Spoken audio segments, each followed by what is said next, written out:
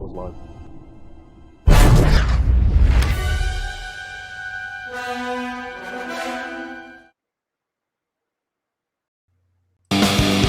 Do you remember walking street with a Dr. V and stumble once before? Things don't seem what they used to be anymore. Triple X and purchase sex, not shine the neon glow. Run by cancer, paint the cops, this used to be our home. The under nation, my education. I love that. Good evening, YouTubing. What's happening, y'all? That's Sean. How are you? Yeah, I'm good. Good. Are you? Yeah, I'm just trying to swallow some milk tart. Swallow milk tart. Yeah, like Sure it's milk it's in my tart. mouth. I'm eating it and chewing. I'm trying to get it down before. Sure, it's not a bit of cock tart. Yeah, you had to make it fucking We weird. shouldn't, didn't shouldn't you? start it like that. Sorry. Yeah. Oh, kids are asleep. We can go. It's not bad. Yeah, go for it. Start mocking me. Good evening, everyone in the chat. Keanu. What's up, China's? That's racist, Keanu. Oh, I'm kidding. China. Everything is. You can just say hello in South Africa. It's like, oh my God, racism. Gavin, good evening. Heidi, hello. Reese. Reese is here. R.A. Can we 104. talk? Can we agree to not talk in any sport tonight? What? How can we can't have a stream and not I'm talk down with about? that. No, I'm down with No. that. We have just like a 5 minute. Come on, No, just a 5 minute. I have no interest in that. But we're not going to talk about sport. We're going to talk about the social commentary around, say, specific sports issue. I think that needs addressing. Do we have to? Just 2 seconds. Calm yourself, young lad. All right, I'm going to time you. Francois, Andre, good evening. I said hello to Gavin. Saw Gavin on the weekend. It was awesome at Joe's birthday. It was Kif. Seeing good old Gabs. It was lovely. Chantalaloo. Hello, Chantal. It's YouTube still broken. Heidi Kruger 007 is here. Hello, Heidi. Okay, I had a chat with Heidi last week. It was quite cool. It was very fun. I'm Heidi. I'm working on it. I'm trying to figure out who I was at Joe's. I wanted to chat to Joe about it, but it wasn't the time and place. But I'm going to forward it to him. Ryan Fletch. Hey guys, what's up, Ryan? How are you? Raina Fletch. I know. Sorry, our it's this thing. It's not my fault. YouTube broke the vibe. See over here, it's like doing this thing where it breaks it. So I remember you're Adrian now, not Dutoy. I am actually Adrian. I don't know who R4E is. He says he's Adrian Dutoy. We still don't know. 144, good evening, and Arbot. I saw Arbot on thing, and I saw Chantal joined our Discord. China plate equals mate. D5Q is here.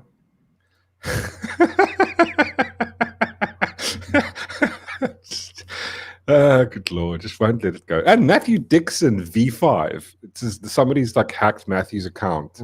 And Whistler. I must say, I had quite much fun the other night watching. I said it to you guys on Saturday. Whoa, Gavin with the 140. Bro, what are you doing? What are you doing, Gavin? That Gavin Kummer donated 140 Right off the South bat. African Rand. How are we doing at the Mork show? This supercard is sponsored by my retirement fund. Smiley face emoji. 12 days and counting. Bro, I would listen, Gavin. I really thank you from the bottom of my heart. But listen, bro, you're retiring soon. Don't be handing out money to weirdos like me.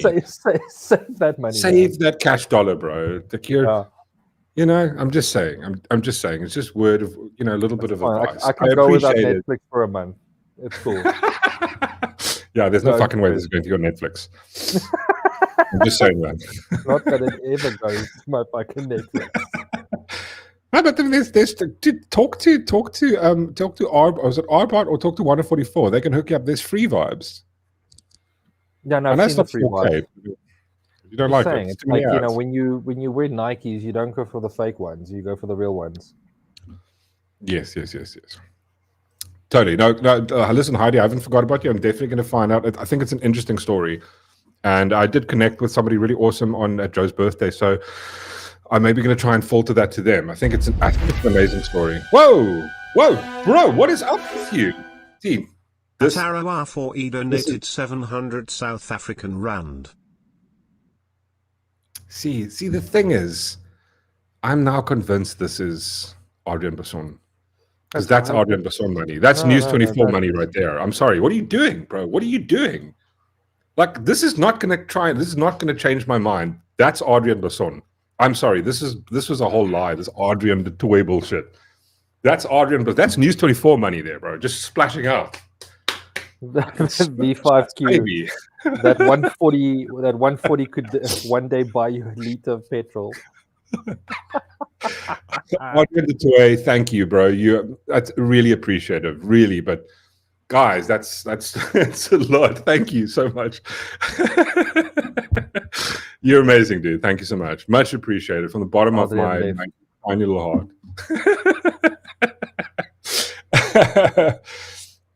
Very awesome.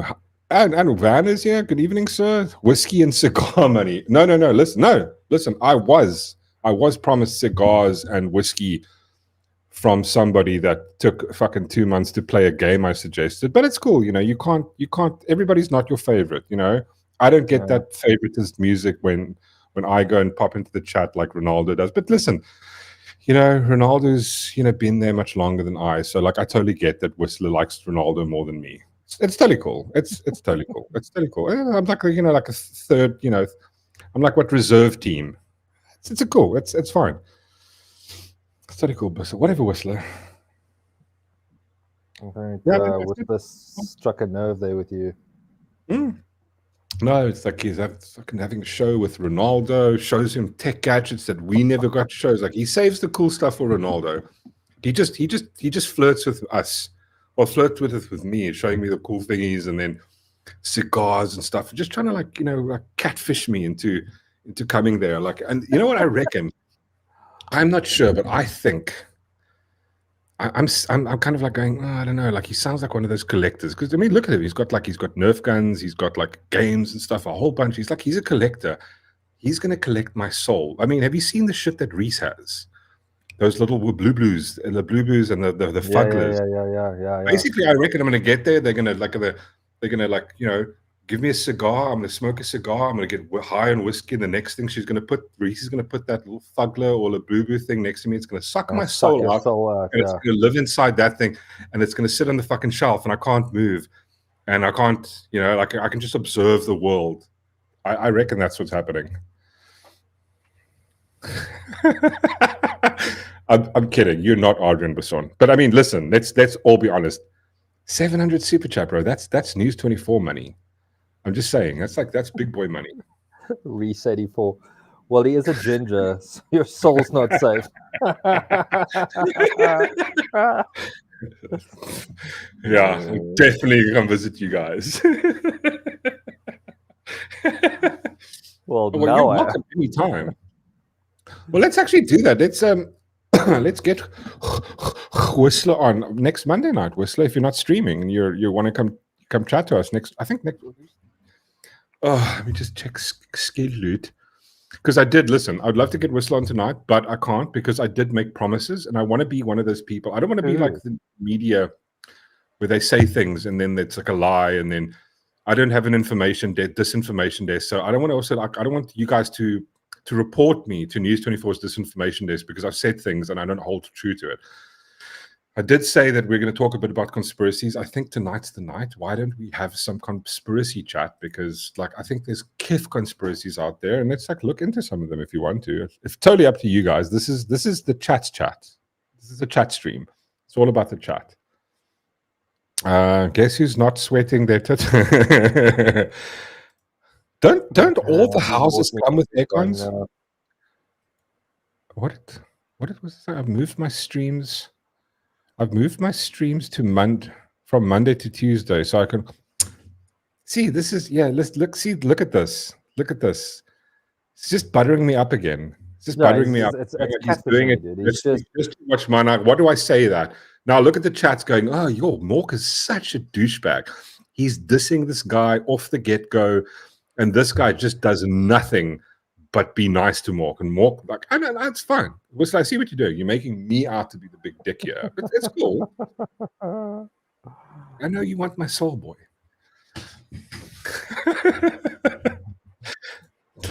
What an honor. It would be awesome to have you, sir. It would be super fun. But then you gotta share some like Kif hack tips.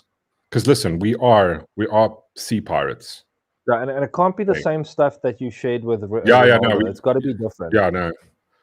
Yeah, you can't like, you know, do the yeah, same you can't shit. like It's not the yeah, you same. can't like, oh, this, you know, because I'm gonna have to go watch that thing now and go like, okay, we'd make notes of things that you shared with Ronaldo. Exactly, And it can't be, yeah, it's got to be yeah. better stuff. That's the only Yeah. way I'm gonna feel better is with better things. I thought Twitch is down. I'm streaming it. I think I'm streaming on Twitch. I don't even have Twitch open. I'm such a bad Twitcher. But it's just like I felt like the other night, every time I'm on Whistler's stream, there's so many things happening. I feel like a boomer. I have a lot of problems, but money isn't one. That's big. See again. Like you say a thing, and then I'm like, okay, he's nowhere. Sorry, I didn't read the whole thing. I have a lot of problems. Money's not one of them. I work my pee off so Adrian Musson can lick my balls. I love it. I just love how we as a society just despise that bastard. I just, and it's just like there's no amount of goodwill is going to make people think that he's not a douchebag, and that's what I love. Just like we can see truth. I love it. What was this? Ah, no, I was thinking a 2-for-1 easy. Just dual wield. Just stream the both of us, and you talk to us together. We should actually do that. It would be fun. We should have a dual stream, a 3-way. It'll be like Brokeback Mountain 3, you know, 3-way. Me, you, and Ronaldo. That would be fun. I've also just remembered that Ronaldo's coming down to Cape Town the last week of August. What is wrong with this? Is YouTube acting up? You got any issues with the stream on your guys' side? It's just being a bit weird. No, it's fine on my side. You're fine on your side? Yeah, all good. Just the internal vibes is being a bit weird. It says excellent. Oh, there we go. It's fixed again. What the f is going on? Anyway, Atlas 3. What? mattress money.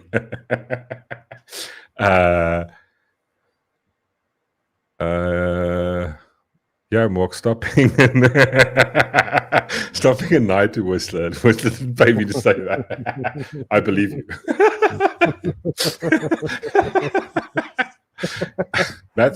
Whistler's stream is so fun. See, you know what? If anybody else said that, I would go like, yeah, I believe them. And when Matthew says it, it's like, yeah, you gotta. Is he being sarcastic? I'm like, there's a double pun there somewhere. It always is. Rather have to try 3 times to go live. What? Oh, this evening. Oh, okay. So there's a bit buffering a bit. Yeah, I've noticed this on the back end, but it looks like it's fine now. It says excellent condition. Blah blah blah blah. Everything seems kiff. Oh, so Ronaldo's coming to visit us end of September. Well, he's coming to visit me first. Whatever. Seriously. Oh, I mean, listen. I don't have a lot happening in my life right now, right? Oh, hectic. Oh shit! So he's actually going. He's live right now. Oh, all right. We should invade him. Should we?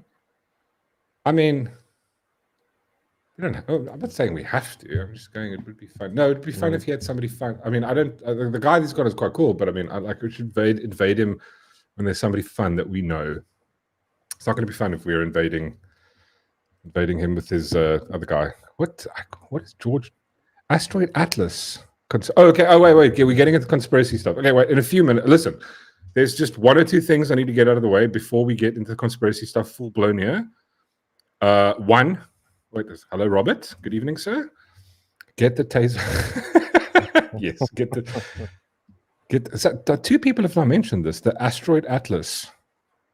Okay, well, this seems like it's like a vibe. But like the first thing I just wanted to let's just get sport off the bat, just right off the go. Let's quickly just get it to sport because I don't wake up for things, especially not waking up for on a Sunday morning at like 4 or 5 o'clock or 6 o'clock. I mean, you must be, I don't know. It's got to be. I can't think of anything I would watch that's live happening that early that I'd wake up for. Yeah, I couldn't imagine anything. Like, not really anything, yeah. So I didn't go watch the game. I didn't watch the fight between our Drickus and the dude that's from Germany. Doesn't look a fuck like he's from Germany. I'm just gonna put that out there. But downside is the dude lost, which is like, listen, you can't be on the top forever. You just can't. That's what the South African boy he lost. Yeah, but it was not like a knockout loss. It was like, it's one of those he lost on sort of the vibe of like the other guy, like they judges score because they're just going at it, and the guy had him in like a grip on the ground. Because he's white. What? No, we're gonna get to the race in a second. Don't skip ahead. It's like, dude, listen, the dude is almost twice. He's got like long spider arms, right? Spider arms.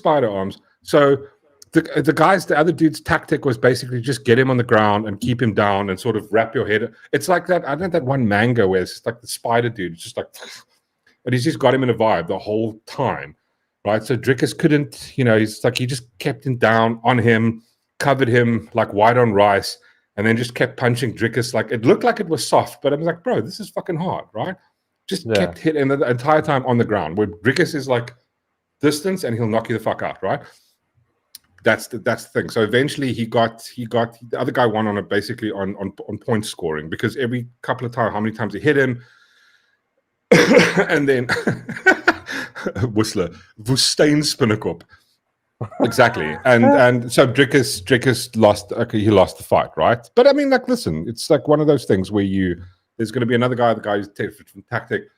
That's not the issue. The issue was, it was what happened afterwards on, like, for example, on X, and I think maybe on TikTok. I was my brother's TikTok after. Your brother went to the fight. Wait, I saw my brother. I see the TikTok. Let me share this quickly. Wait, let me just review this before.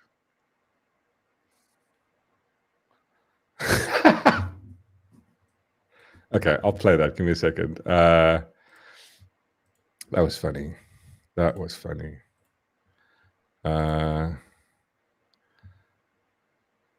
There we go. Oh, wait, hold on. Damn it. Premature share. Oh, that's better. Enig iemand anders 5 uur opgestaan om Brokeback Mountain te kyk. Of jy nou op aanhou gerig lê die op. Ja, dit was pret. That's cock funny.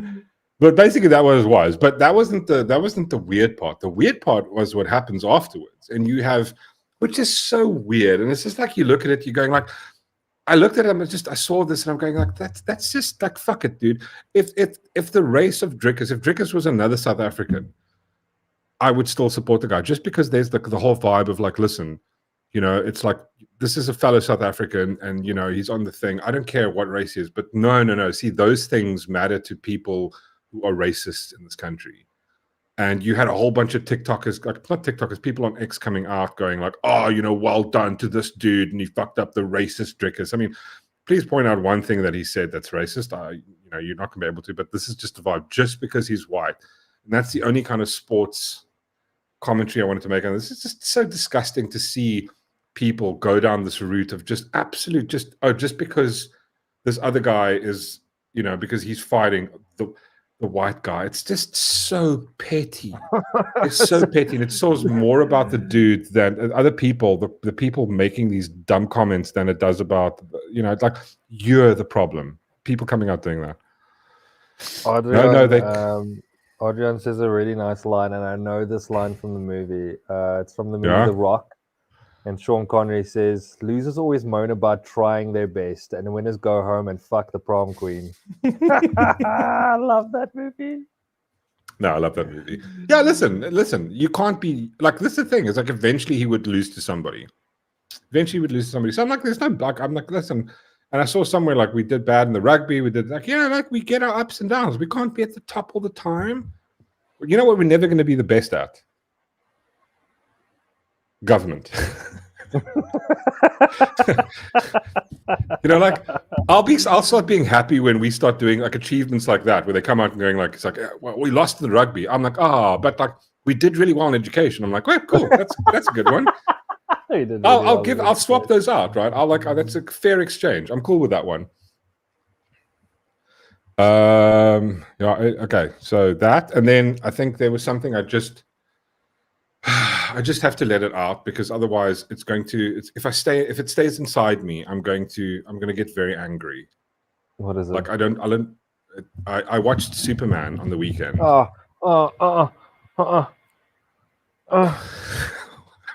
You're right there. Oh my God, no. You're right there, son. You're right there. You're okay. What's happening, son? There's some PTSD just coming through. Like, bro, I'm sorry. Listen, and I'm gonna just preface this with like straight off the bat. It's like I kind of view it in the same way I view the DA, and I don't have any bad judgment towards anybody that watched it and went, "This is great." I would make an objective argument that I think it's like almost like with the DA, and I was in that same boat. I'm going, yeah, the DA is better. And it's like, well, when it comes to the DA does what's necessary. And you go, oh my God, that's amazing. What you came and pick up my garbage. You fixed a pothole 6 months later. Like, they get it done. Like, yeah, they're supposed to do.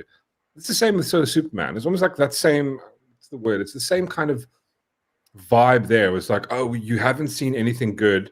And now when they give you, they hand you slop, you're like, oh, this is amazing. And I think that's what it was. I absolutely hated every fucking second of that movie. Every single second. I felt like I was watching the CW. It reminded me of the Superman that happened. Remember that time when that one director, the guy that did, what? That's Brandon Roth and but what's the guy that directed it? So like, if you guys know the story, but the guy that directed Usual Suspects, I love the director.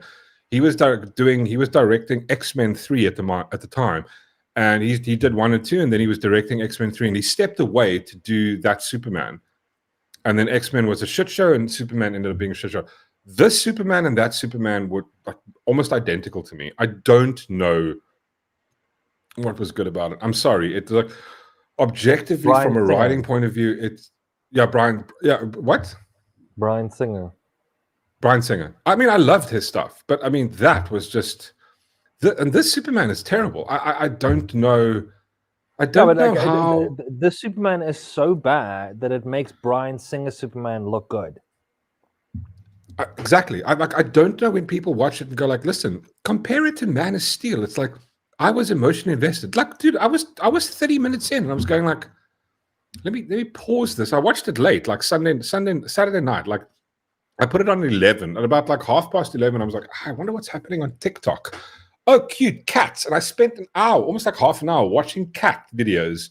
And I was going, oh shit, the movie. And I put it back on, and the entire time it's just like I'm going, I hate this. It's really bad. It's really bad. I mean, I don't understand how people go like, oh my God, it's so much better than like Man of Steel. And it's like, what are you guys talking about? What is wrong with you?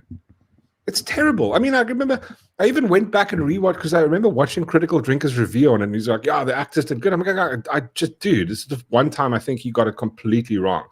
It is absolute gutter trash. Yeah, I don't know. Like I was like, for example, I was looking at Lex Luthor, and I'm going like comparing him to the one from Man of Steel. I was like, here's like a genius dude. This Lex Luthor is like a child that can't get his way. I mean, like, I know, and I think the major issue with the movie is it's simple. It's putting these dumb jokes in. There's like these comedic moments at the worst possible time. And this is the thing that DC used to do that Marvel didn't do. Like in Marvel, it's like, where Deadpool breaks the fourth wall and he turns to the screen, or like Tony Stark and like like shit's the world's ending, and then he makes a funny joke. It's like in a real situation that would never happen, and that's the thing DC has never done. It's real to them. It's like there is no like the characters don't pretend like this isn't happening. Like it feels real. And that's like every time you make this dumb joke at the worst possible time, you're going, I mean, like the fact that, I mean, I want to give away anything, but there was one part there where like Lex has got some prison and his girlfriend is like his ex-girlfriend is there. I know you're going like, oh, Mork, that's just, wow, that's really pedantic. The thing is, putting your ex-girlfriend in some weird jail that you've created just because she posted some stuff about you that you didn't like takes the evil genius away from the character on a subconscious level that you disconnect from. It's like, you know, when it's one of those things where you create a universe, these are the rules, and later on people come and then they start breaking those rules. It breaks the vibe of it. And it absolutely sucked. It sucked. Sean, your thoughts on the movie? That's my 2 cents. Dude, I don't think we have got enough time for me to rave and rant about this. Just from get go, like I think he sacrificed story and he focused more on visual effects and awesome flying and I had no problem with his costume. Like, let's get that out the way. I had no issue with his costume. Didn't bother me. I thought, okay, you're going back to the classic 100%. Have no problem with who they picked to portray Superman, Lois, even Lex Luthor. I didn't have a problem with who they picked as an actor. Actors are cool, yeah. Yeah. It's besides what the point. I found is that the characters were hollow. Lex Luthor was like a child, not getting his way. I love dogs, but the dog for me ruined it. It fucking ruined it. I love Crypto. Like if you go and look at the comics, Crypto's a nice character. It's a nice little, but just it didn't work. And the moment there was any sort of like emotional, like emotional levity. I know what you mean. Emotional levity. They'd throw a joke in, and you're like, and you're like, what the fuck? Yeah. But listen, this is the thing. I think I phoned Sean on Sunday, and I was like, and the first thing I said, it was like I was 5 minutes into the movie. And this is the thing that bothered me, and I from the first 5 minutes of the movie, it hit me, and I was going like, this is annoying. It starts off, and this is the thing that I hate about this pathetic writing. Spoon, good evening, sir. The thing, Spoon loves writing, right? This is the thing that bothered the fuck out of me. They have to. This is like this pathetic style of writing where they can't write a character just, this is Superman. Like think of, somebody made the argument about One Punch Man. Like people write a story about a guy who can do one punch. Like it's difficult to write that because he can just, so you've got to really be creative in writing. You take Superman and the only way to write these idiots for them to write is to put him in a like sort of underdog position. He just got defeated. Okay. First off, that's terrible. But the first part that just annoyed me was the movie starts with Superman just like, he's just been defeated by some dog. Then he calls his dog, right? And the issue I have with this, and this is why I'm talking to you, is like, it's how people react in a situation, like the logical way somebody would react in a situation where people who write it or direct it somehow have lost the plot with this. The dog rocks up. Superman is bleeding. Superman does not bleed. And the dog acts like nothing's wrong and like bites him and smashes him. And like, dogs aren't retarded, right? I mean, compared to cats, yes, but that's besides the point. The dog rocks up. Like, if anybody that has a dog, if you are in a position where you're sad, you're injured, the dog. I've had a shit day at work and I come home and I'm just down and I'm sad. My dog picks up on that. And I'm going to say this. My dog's not the brightest fucking dog in the world. Well, I mean, it's a Dachshund. It's probably the dumbest of all the dogs. No, go fuck yourself. But he'll automatically come to me. They'll give you the emotion because they pick up your emotion. That's for me, it's a cartoon character that they've added. I feel like I was watching fucking Space Jam. No, exactly. It's like the dog rocks up and like, listen, if you want to make it serious, it's like he's just been defeated, right? He blicks him to a pulp. He can't move. He's lying there bleeding from his nose. The dog rocks up and it's like, it looks like it's fucking Looney Tunes. It's like, bites him, smashes him. He's like, no, fuck, whatever the dog's name is. Crypto, don't. And like, home, Crypto. And the dog, It's like, bro, if there was any other kind of normal dog, it would go, oh, wait, hold on, my master's been injured. I mean, you've seen those stories where there's the dog that sits on his owner's grave. Yeah. For like the 10 years after because he misses his owners. Like the dog's not gonna pick up that his mom. Like, see, like I know you guys going like, wow, dude, that's pedantically the issue, right? But I'm going like, that's the basis, that's a premise where you're dealing with. You can't get like that basic thing right. Like, what the fuck are you doing writing movies? And there's just one other thing I want to point out, and it's only because we spoke about this the other night. Remember, we had this nice conversation about some of the best moments in some of the Marvel franchises, and I told you guys my two was, you know, when Captain America picks up Mjolnir, right? And it's like that the impact of that scene. It's like you've got all this time, like all these, like from Iron Man 1 until now, Captain America, all of them, till that moment where he picks up that hammer, and it's just like you can feel. I mean, like I'm just saying it. I've got like goosebumps just thinking about that scene, right? And the same with that scene where it's like in you know, you've got Vision and Wanda, like they're like, bro, they're just like, and again, even in Marvel, there's no jokes that happen in the entire scene. It's like Vision and Wanda get absolutely decimated by these aliens, and right where like Vision's like, bro, he's like, they're not going to make it. Wanda's on her own, right? Yeah. And then there's Captain America rocks up, and it's just like, bro, that scene is just fire. Compare it to the one scene in this movie where you've got these fucking, I don't know, like let's call them like a bunch of immigrants, right? Standing there going, Superman. And it's going like, I watched that. I'm just like, I literally cringed. I cringed so hard. I got diarrhea. Back of like the studio, just there's some empty lot there, and you know, it was. I'm sorry. It was so fucking bad. It was terrible. The acting sucked, and like the prison scene with the monkeys, like. Oh my god, that was so retarded. Like what the hell was that? Stupid. No, but like what Chantal, like the fact that like also there was another scene right at the beginning of the first fight where it's like all the stuff's happening. Like a stone's throw away is like Lex Luthor in his tower, busy coordinating this fight. Yeah. I'm going like, did you guys forget Superman has super hearing? Yeah, can he did not you forget hear? that? Like him going, oh my god, get him. It's like, oh wait, I can hear the fucking dick bag right over there. I'm gonna go get him. It's like a lot of these basic, just rational things, just like Crypto is supposed to be super clever. He's also supposed to be a super dog, super smell, super hearing. He's supposed to be like smell. Oh my god, I can smell blood on my master. What's going on? I shouldn't bash him in the chest. Okay, I think just, oh my god, the Justice Gang. Fucking, oh my god, it is so terrible. It's so terrible. I don't.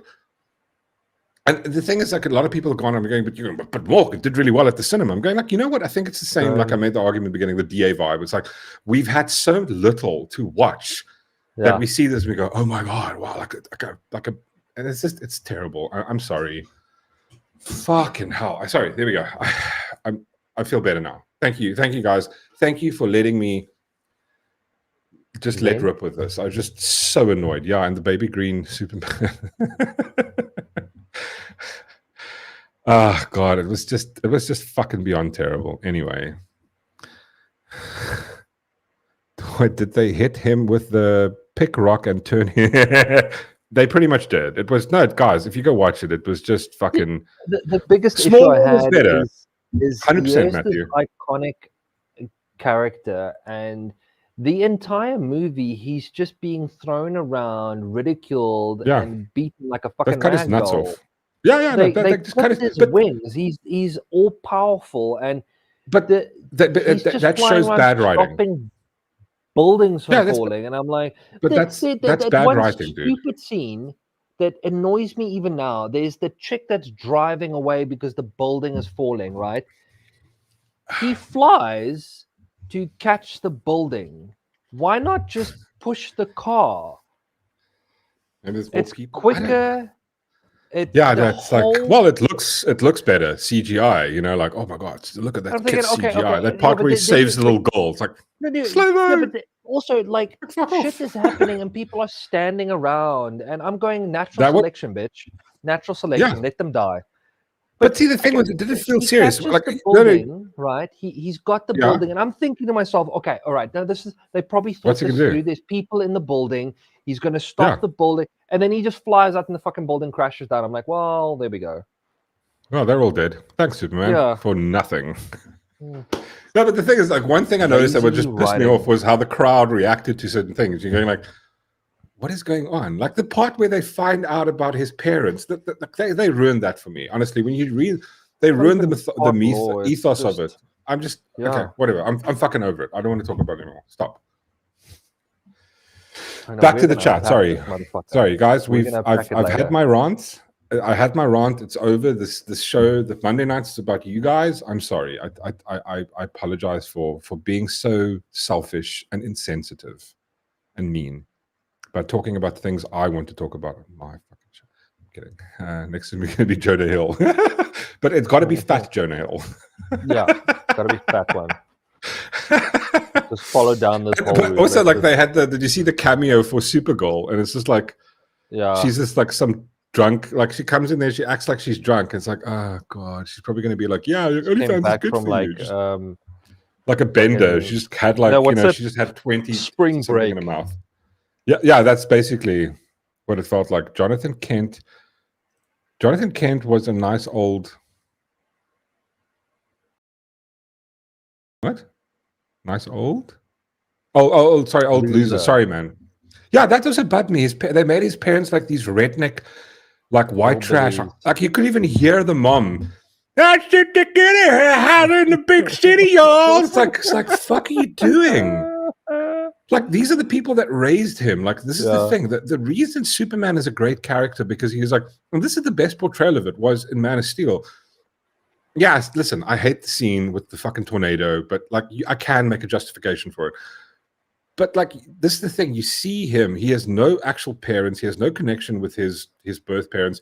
He was raised by middle America conservatives to value like ideological conservative principles, like freedom, justice, the American way. Like these are the core principles of Superman. And like, there's just a bunch of rednecks now. You know, it's like, yeah, but there's even that scene when he's like having that interview and he's upset about the name calling. Oh, they called him super shit. I really hate that one. I'm like, why would you fixate on some stupid shit? Superman could take himself, fly into space, and just go, you know what, fuck Earth, and just went like super speed, fly through the core, and the whole planet will explode. Like these are not what's that saying from Lord of the Rings? Like lions do not concern them with the vibe of sheep, right? Yeah. But it's like that's the thing. The reason he has his humanity is all because of his parent, like his adopted parents in America. These down to earth people with exceptional values, and that's what transferred into Superman being this great character because he's got this. His ideology, it does not come from there. It comes from here. His humanity, his care for like innocence and that shit. That's all from your parents. In that whole conversation you had with Lois, there was a moment that I thought, okay, cool, okay, this represents him, but then they lingered on it for like a split second because then he got upset because Lois said something about their relationship and he walked out. Superman, the most powerful man in the world gets upset because somebody called him super shit. Yeah, but like he says the reason he intervened was because people were going to die. And I'm going, okay, that's 100%. That's the core of he steps in regardless of what is right and wrong because he refuses to hurt any human life. And he lingered on it for a second. I was like, okay, here we go. And then Lois gets upset. And then he's like, "Oh, relationship," and he walks out the door. I'm like, "Oh, motherfucker!" It was fucking stupid. I'm over it. Let's move on. I'm fucking I'm just disappointed. I'm disappointed. I think I'm more disappointed with people going, "Wow, this is amazing." It's going like, just please use some objective. Just be objective. Come now. Let's check the track. Oh, Spoon mentioned earlier, they sacrifice style for substance. In other news, water is wet, the sky is blue, and Hollywood is an ass. 100%. Yeah, totally agree. Yeah, like why even fucking carry on with this? These retards in fucking Hollywood that write dumb shit. Honestly, what's up with Superdog? Yes, surprised. Just surprised, dude. Listen, I actually thought about this. Quite funny that you brought it. Wait, just surprised. How train your pet dragon isn't a porno. Listen. It's not a real movie if there isn't a porno made about it. Listen, I'm just going to put that out there. If you bring out a movie and they didn't make a porno afterwards of your movie means shit. That's how you validate when it's a good movie. What are some of those porno names for the movies? Oh, what is God. the like a classic With movies the like Star Wars ones, Shaving Private Ryan? Shaving Ryan's Privates. There's Shaving Ryan's Privates. There's so many. Fuck, it's so good. I dude, gotta there's, remember like, this list. Star Whores. The Star Wars. Fuck, what Actually, else? like I think There's so somebody in the many of band them. somebody in the Hogs had that actual DVD, like the DVD. No, it wasn't a VHS. It was the DVD. Oh, your ceiling bird is speaking. Shut the fuck up. But listen, I'm just pointing. As soon as I saw the word like the Train Your Dragon vibe, right? I'm going, you know what? Train Your Dragon was a better movie than Superman. Yeah. It was better, bro, by a mile. Men who like it in the back. Hello, Slippery Pickle. That's just careful. Oh yeah, sorry. Listen, the X-Files. We need to get back to our topic. Like somebody mentioned, what was that? Somebody mentioned this earlier. What was the vibe? The Atlas. What's something? Atlas something. Is it one of 40? Who posted the Atlas vibe? Sorry. What the entire world is a simulation. I mean, listen, I remember going into watching The Matrix and walking out. I mean, I'll tell you a story. I had this homie, right? G, was his name, Gary. Brilliant friend of mine. Like we grew up school, best mates. He became I had a little band. He became my fucking drummer. Legend. He passed away about 3, 4, 5 years ago. Absolute legend. Now, funny thing about this dude was we would smoke pot, right? As kids, like youngsters, smoke a bit of reef and stuff. But the thing with him was so weird. He would get greenies every single time he smoked weed. We went to go watch The Matrix. He walked out, he smoked a joint, and he didn't get greenies. He just never got it again. Something just clicked in his brain. It was insane. I was going like, there we go. Thank you, George. Asteroid Atlas. Ooh, this looks juicy. Let's just straight up Google it and see where we head, see where we go. But that's the thing. It's like this whole vibe of the fact that you have this actual realization that all of this could be bullshit. Hypothetically, it could be. Here we go. Let me share our screen. So I'm just going to do a basic Google search of this, and we can chat about it. You guys are fine with that. Where is my stupid? Let's put a bit of this on in the background. I wish I had like creepy music.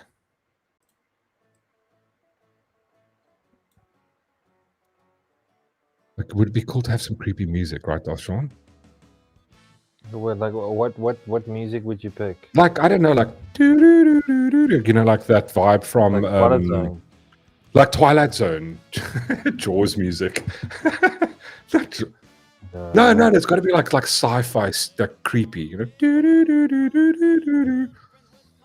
I love that intro I wish I could play the intro. I'm just gonna get like another copyright strike for fucking playing it.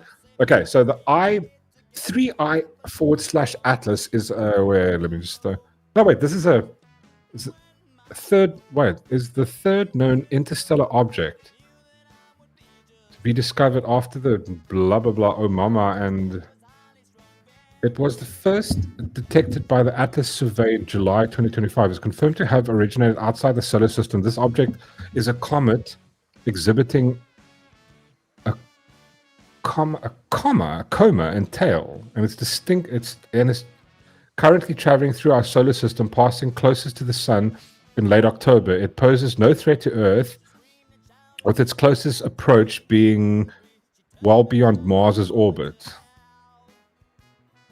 Is that it? Is that what you're talking about? Who was this now? George. Or is this the wrong thing? Oh, basically some people are saying it's an alien spacecraft. Listen, I mean, I have thoughts on the alien spacecraft thing.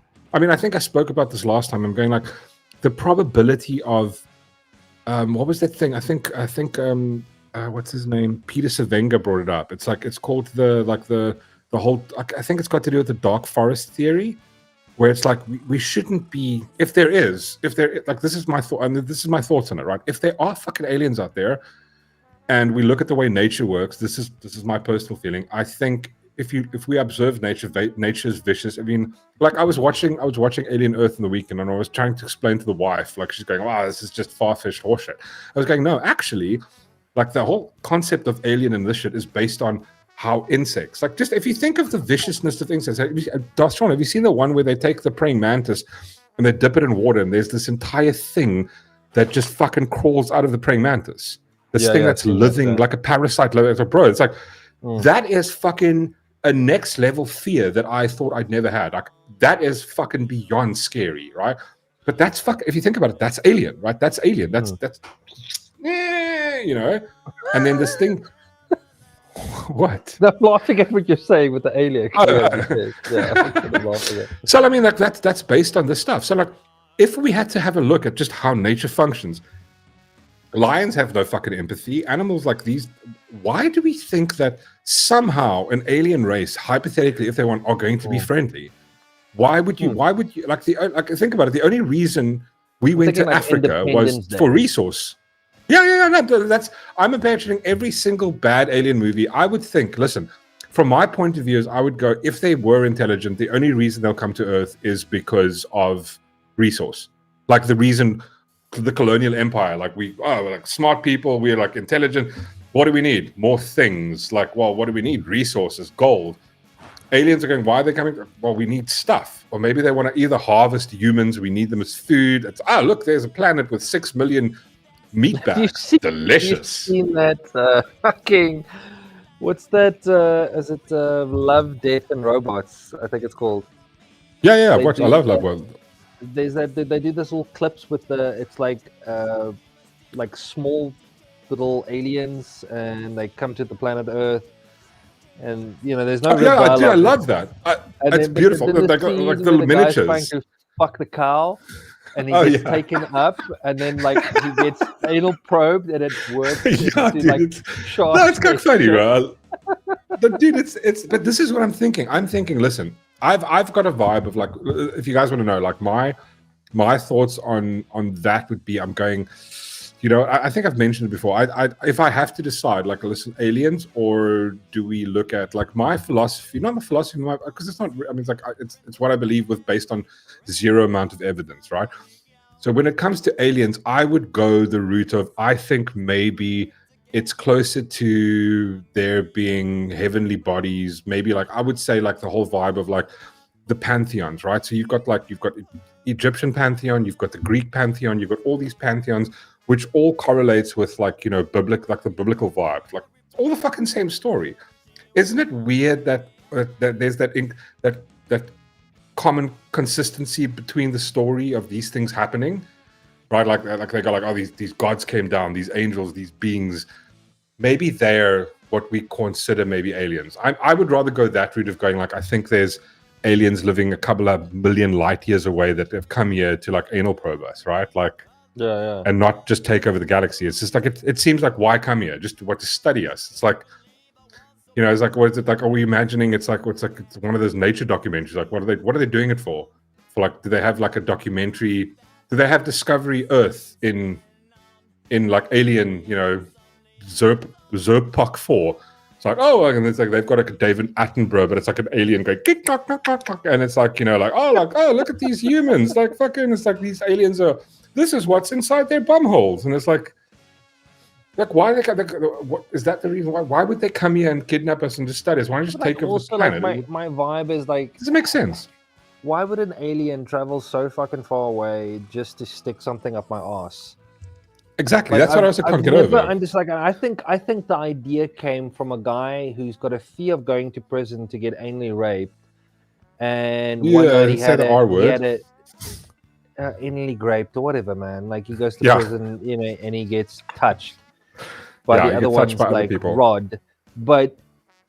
And then like he had a dream, and he now suddenly believes he got abducted by aliens, and that's the vibe. Yeah, But also the thing is, you know what the weird thing is to me? Why is the majority of alien like sort of abductions only happen in like sort of like the... Oh shit, what the fuck happened?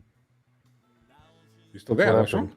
Yeah, I'm here. No, just like YouTube just crashed. Is it It because I crashed said when it was great? mine. No, I don't know what it is. I don't know what happened. Like it just my YouTube just like the page, this web page just went like fuck you. Let's See, let's check quick. I'm still streaming. It looks like everything's fine this side. No, you're still live.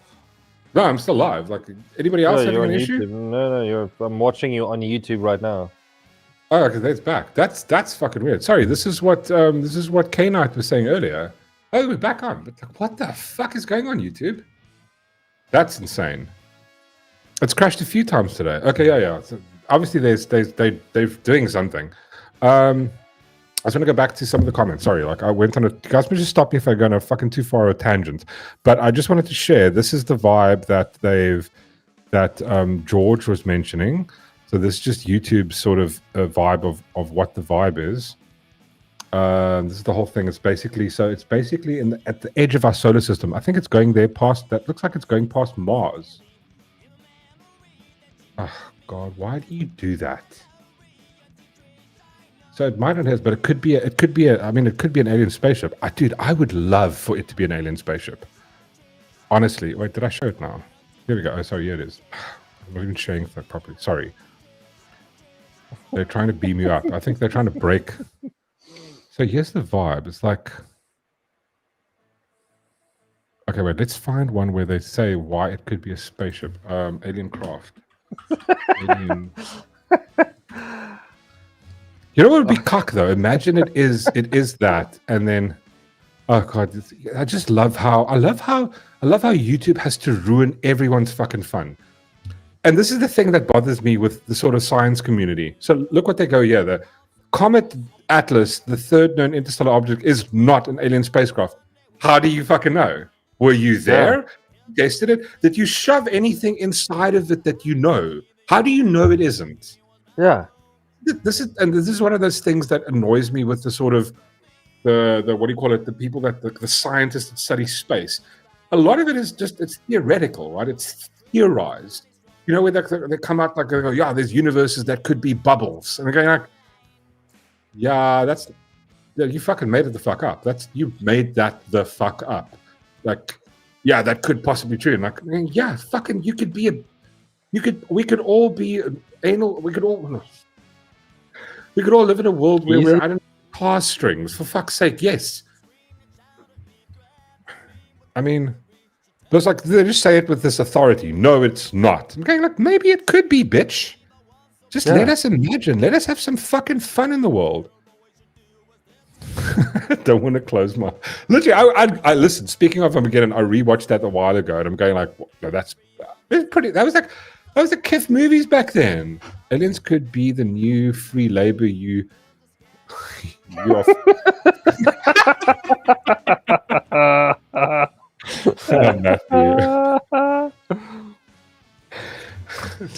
That's the thing. Listen. So here's the question: Would it be morally wrong to enslave aliens? I mean, I know if you're a leftist, you're gonna go, of course it is. I mean, like, listen, you're a different species. You're not human, right? Slavery only applies to humans, right? So it'd be totally fine. Ooh, here's a nice one from Chantal. Look up the... How the fuck do I say that? Uma. This is going to be some racist stuff, isn't it? I'm joking. The Uma conspiracy. It's one of these things. The entire chat's now going to laugh at me because I've pronounced it wrong. Oh, well, she did warn you. You don't have to read it. No. Did she? Yeah, in the same message. Oh, sorry. When I click on it and I highlight it, and I still look at it and I don't see it on the screen, it cuts it down shorter. You don't have to read it out loud. Why not? Because you're saying you don't have to because I'm too retarded. Is that what you're just calling me? She just indirectly called me a retard now. Thanks, Chantal. I can't believe you hate I am. Well, no, you know, the thing is, this is the thing. I just found this out now about Chantal. She just doesn't like the mentally challenged like myself. She has a problem with us. She's discriminating. She's a bigot. No, I'm kidding. Chantal, you're not. You're amazing. I love you. We are enslaved. No, dude, listen. I was chatting to my dad earlier, and I'm going like, Franco could see it. what? What is he wear? Okay, so wait, okay. Wait, I have to read it. Okay, so if we don't class the aliens as people, does it's like it reminds me of that what's that Jay and Silent Bob, where Jay's like, I want to be one of the first people to fuck an alien. Yeah, but it doesn't. It's like it's basically but Heidi's got a very good point. Heidi Kruger 007. Enslave aliens. How? How exactly? And 100% correct. How would you do it? Yeah, They've mastered like interdimensional travel. See, right? the thing, this is space travel. We can barely get electricity running properly. Yeah. This is the thing. You watch like no, but like this is the thing. So go rewatch Independence Day, and then imagine it's the South African government having to fight that. You're going like, well, we're fucked. We're so fucked. I'll just give myself to the alien. Just eat me right now. Eat me. Do your thing with me. There's no way. Oh god, that's funny. Wait. Okay, so I can't even say it. Let's just call it the Uma. Okay. Umama. It sounds like umami or something. Uma. Oh god, I'm gonna get into trouble for making those noises. Just peed, little laughing.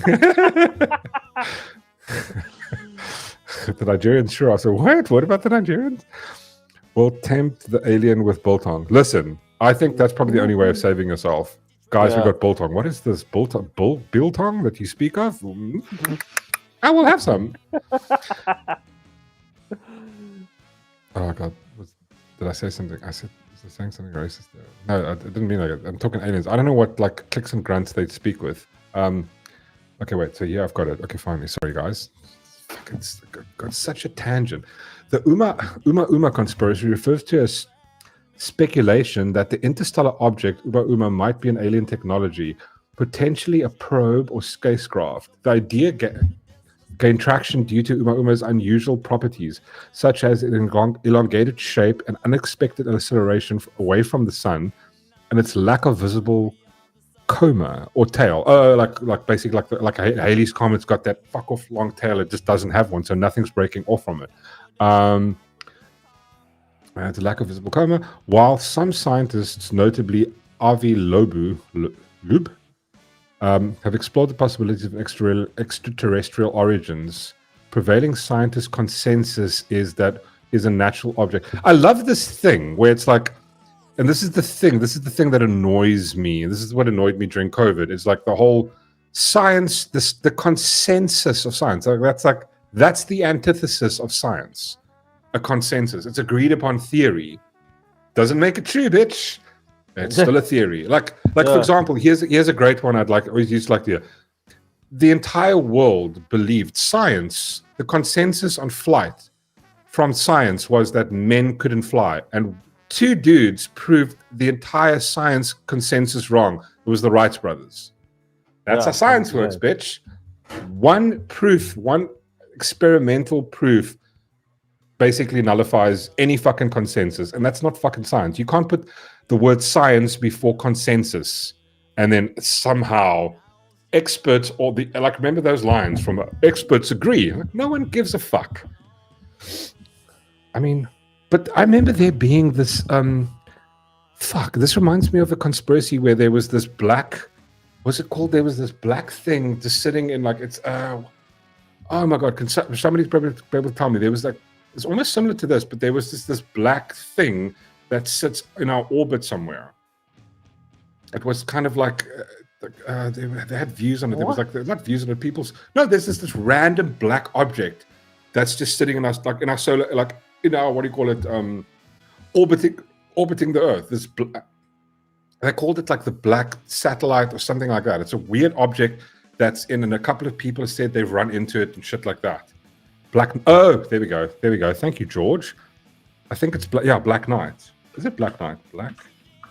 Oh god, I'm gonna Google this and then wait. Let me just take this off. Just now we we see weird stuff. The Black Knight satellite, right? That's what it's called. Yeah, there we go. 100%. Thank you, George. Oh, here we go. So this is it. Yeah, the Black Knight satellite. The Black Knight satellite is a conspiracy theory that claims an extraterrestrial object of unknown origin is orbiting the Earth. The theory combines the various unrelated stories that claims that NASA is covering up the extension of and origin. There's no scientific evidence to support the existence of the Black Knight satellite. Yeah, but guys, just let us have some fucking fun, for the love of God. Charmaine, thank you, Slippery Pickle and George. The theory often references a mysterious object detected by early radio astronomers in the 1920s and 1930s.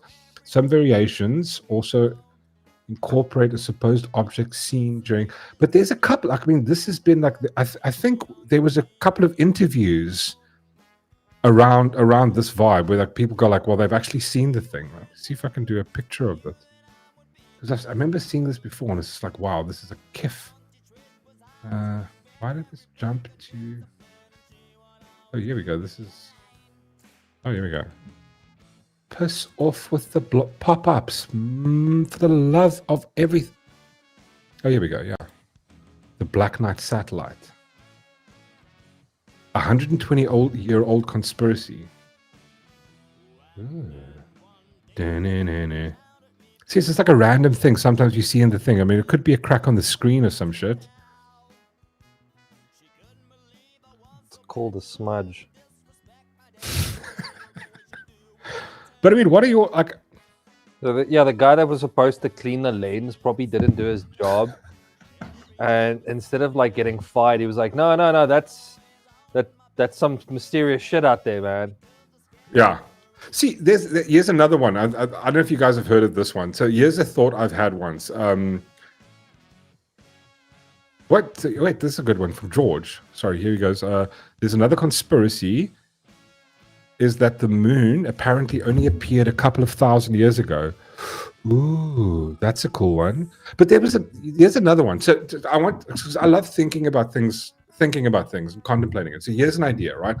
So let's quickly take, because I just saw it now, so the International Space Station, right?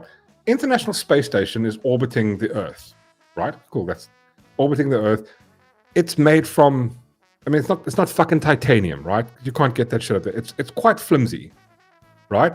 It's traveling at one insane speed because it's orbiting Earth quite a fast speed, right?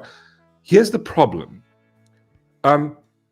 Go and look at how many what do you call it? What they call it, like how many pieces of debris are in our atmosphere randomly.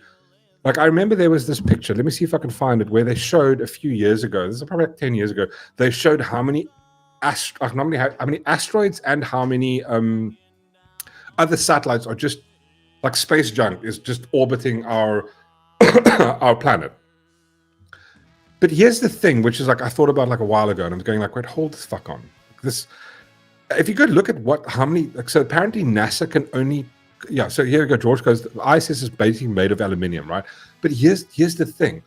If there's so many pieces of debris that's in our atmosphere, and like think about it, like there was this thing where NASA said they can only track something that's bigger than bigger than a football. They gave the size of it, like a fuck off big football. That's the only thing they can track. The thing is, these things are orbiting at one insane fucking speed. Why is it that we've never ever since the ISS has been up there, not one fucking time has one of these pieces of orbital debris hit that? Like, remember that scene from, and this is where I remember watching Armageddon a while back going, hold the fuck on. You know, in the beginning of the thing, you got there, the asteroid comes, and then like a tiny rock like this just goes through the dude's helmet. Fucking dead, right? That thing's aluminium. Are you telling me that of all the pieces of debris that's orbiting the Earth? Now think about this quickly. I think they said something like the ISS. Correct me if I'm wrong, but I think the ISS travels at I think about a speed of like 1,000 something kilometers per hour, something like that. That's the speed it's basically orbiting the Earth. Now, hypothetically, if you have the ISS going around this thing and you've got a piece of debris going the other fucking way, it could be the size of this little can. Or it could be like the size of the fucking jelly baby, the little fucking weed jelly baby on the inside, this big. That thing is going the opposite size. Now, I'm not a mathematician, but if you take like a Formula One car, drive it at 300 kilometers per hour into a wall, the impact is insane. If you have two Formula One cars both driving at 300 and fucking 400 kilometers per hour into each other, they're disintegrated. Now imagine taking the ISS, it's going at 1,000 something kilometers per hour, and you've got a piece of orbital debris going the opposite direction, and those two connect. Everyone's fucking dead. But not one time in the history of the ISS has there ever been any orbital debris that's hit the thing that I know of, that I've heard of. Isn't that a bit like, are we sure it's there? Or is that the thing where I start going like, is it even there? I don't know. Yeah, oh, so here it goes. A front actually goes. It travels at an average speed. So again, way worse, right? It travels at an average speed of 28,000 kilometers per hour, completing one orbit in 90 minutes. Now, imagine you have a marble. You have I'm going into space and I just flick a marble out and this thing's going the opposite orbit. And for the 4 years, it just keeps missing it. And it just kind of keeps missing it. And then one day, the two go and it just hits each other. Like that marble will go through that like a hot, not even a hot knife through butter. It'll go through that like, I don't know, like it's it's like light going through air. That it fucking disintegrate the thing. And I'm going like, how has that never happened? Like in the history of anything orbital in space. I mean, we can go right now and go look at how many orbital pieces are in the atmosphere. I think back in the day they used to make these visualizations where they show you it's like there's so much space junk. You're going, not one of those things has ever gone through it. And we're going like, what is the actual chance of that not happening? It sounds like it's the, and I'm going, I don't know. It doesn't make sure. It doesn't make sense to me, right? I don't know. What are you guys' thoughts? There's a channel called Mysteries of the Middle East that I watch, but it's more about demonology and strange happenings. It was the best Dum Dum Jaws music. Oh, thank you. I should know what I should do. I'm gonna get like every now and again. I think every like once a month we should have like conspiracy night because I think this is fucking fun. Are you guys enjoying this or is this cuck? I'm liking it. Do you like it? I like it. But I mean, what do you guys think of this whole thing? It's like, I mean, like, listen, you can. I mean, let's be honest. We can see the ISS. I mean, if you've got like a good fucking camera or you've got a good lens or thing, and you put it up in the sky, you can see the ISS fuck over every now and again. But I mean, the thing is, how is it? So which is the lie? That it's actually up there or that there's massive amounts of space debris? Because, and the chances that couldn't happen, or does that happen and they just don't fucking tell us about it?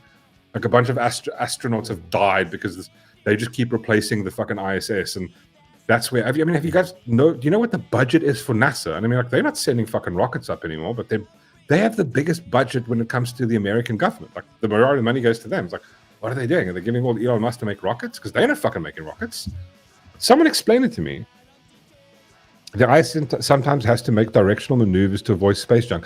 Yeah, but the thing is, like, for example, this is what I'm saying. Like, if you think about it, if we try and think about it rationally, imagine it was like a little pebble, like this size, traveling at 28,000 kilometers, hitting something going. I mean, yes, there's a chance that they can miss each other, but like every 90 minutes, it makes a rotation.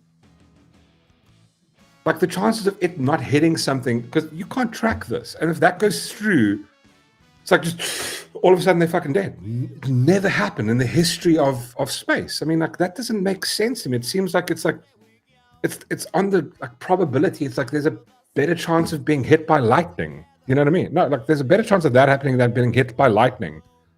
I don't know. It just, there's one of those things that makes your brain go, I don't know. That's an interesting one. You know what I mean? That's like a dumb shit I think of sometimes. It's like those things where you're not talking to your wife and she goes, what are you? You're lying in bed and you're just sitting there going, She's like, what is he thinking of? He's probably thinking about another woman. It's like, no, this is the dumb shit I think of. Is this like a real thing? Like Slippery Pickle goes, Mork, you need to watch a documentary on shadow people before you go to bed. You know? Is that like no. No, don't call them shadow people. But would we call them? Fuck. I'm going to do this now. It's going to fucking ruin my day, isn't it? Fine, Slippery Pickle. I will take the bait. Yeah, but I will mail the Nigerian prince back and go, sure, maybe I'm interested in this money you speak of. Oh, okay. Oh, fuck me. Wait, hold on. Wait, so there's shadow people are described as shadowy human. This is where the vibe for Slender Man comes from. I think. I want to watch this. I don't have any. I'm just scared. The only problem is like sharing it. Google that tonight. I'm gonna YouTube that shit tonight before I go to bed. You know what? Let's do this. Let's make it an official thing. Let's do like every middle of the month somewhere, and I'll do like a whole entire cover for it, because like I was going like. Oz did ask in the chat, and I said I have to be a man of my word. That's the one thing I can do to not be like the fucking news, right? Be a man of my word, you know. And I think Adrian de Toy will appreciate this, that I'm not like Adrian Basson. Also, is to just, you know, we were going to do a thingy night, like what do you call it, like a conspiracy night, but let's do it official. And then what you guys could do is you can share. I know you guys did, and I didn't prepare for this. This is on me again. I'm a douchebag, right? Oh wait, people are sending Kif stuff into the thing, but you guys did a few weeks ago. Did share a bunch of like last week or the week before. You guys did share a couple of conspiracy things. But how about we share them in the news feed? I'll mark them, and then what we do is we review, because then I can review them, because a lot of times I've got to make sure there's no video, there's no audio, like music playing or some shit to get us some cock. But and then we make it official. Skinwalker Ranch. Oh, God, that's another thing. Wait, I'm going to go this quickly. So shadow people are described as shadowy, human-shaped figures that some people report seeing, often in their peripheral vision or during states of wakefulness sleep. Clinks is a feel idea.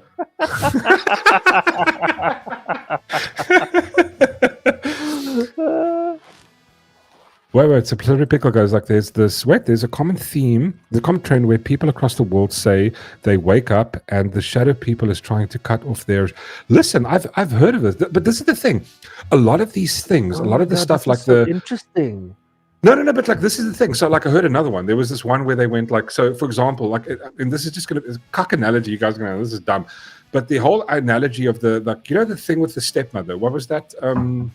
What was the fucking story, the Grimm's Brothers story of the stepmother, Cinderella, right? The whole vibe of Cinderella was, if you look at, I don't know, maybe it was a warning, but if you go look at statistics, right? Like the step parent, and again, like, listen, there's anecdotal evidence. If one of you are a step parent, this probably doesn't apply to you, but it's statistically on average, right? The most of like where children experience like violence in the home, like CP abuse and shit like that, stems from like a household where there's a step parent, right? Now, knowing that right now, go think about like this story, where it came from. It could have been one of those things where there was a warning in the story that just, this is how they used to, like, well, you be careful of step parents, and this is a warning sign for that. And statistically now we go, wait, fuck, those two are connected, which is interesting. Like, you could like now connect this to like whole sort of Peter Pan. Maybe there was more to this that we didn't know. You know what I mean? Because I've seen the things where like people just like having like night terrors where they like there's something holding them down and they literally can't move. The ISS has been struck by debris ranging from paint chips to large pieces that have caused noticeable damage, like a hole in the robotic. See, that's what I'm talking about. But like, imagine just a pebble going through like the main hull, right? Like, I mean, think about that. A paint chip is like dust, right? That hitting and it just fucking up your vibe. Like, that's insane. But like, I mean, like, how much little pebbles are there in space? Like, an asteroid goes by, there's like, it leaves fucking residue pebbles behind that kind of circulate, and that hits the thing, fucking gone. Like, I mean, like, and like at the same time, I'm hoping like a Armageddon type vibe happens. Not that I want anything to happen. Maybe when there's no one on there, they just destroy it, just so that something exciting happens in our world. That would be fucking fun. Yeah, the ISS orbits around 400 kilometers above the Earth. Most debris orbit. Oh, okay, cool. See, this is I'm thinking. There's got to be a more rational explanation. And above the Earth, most debris orbits at around 150 to. Oh, okay, cool. So it's higher than where most of the stuff sort of it flies by. Okay.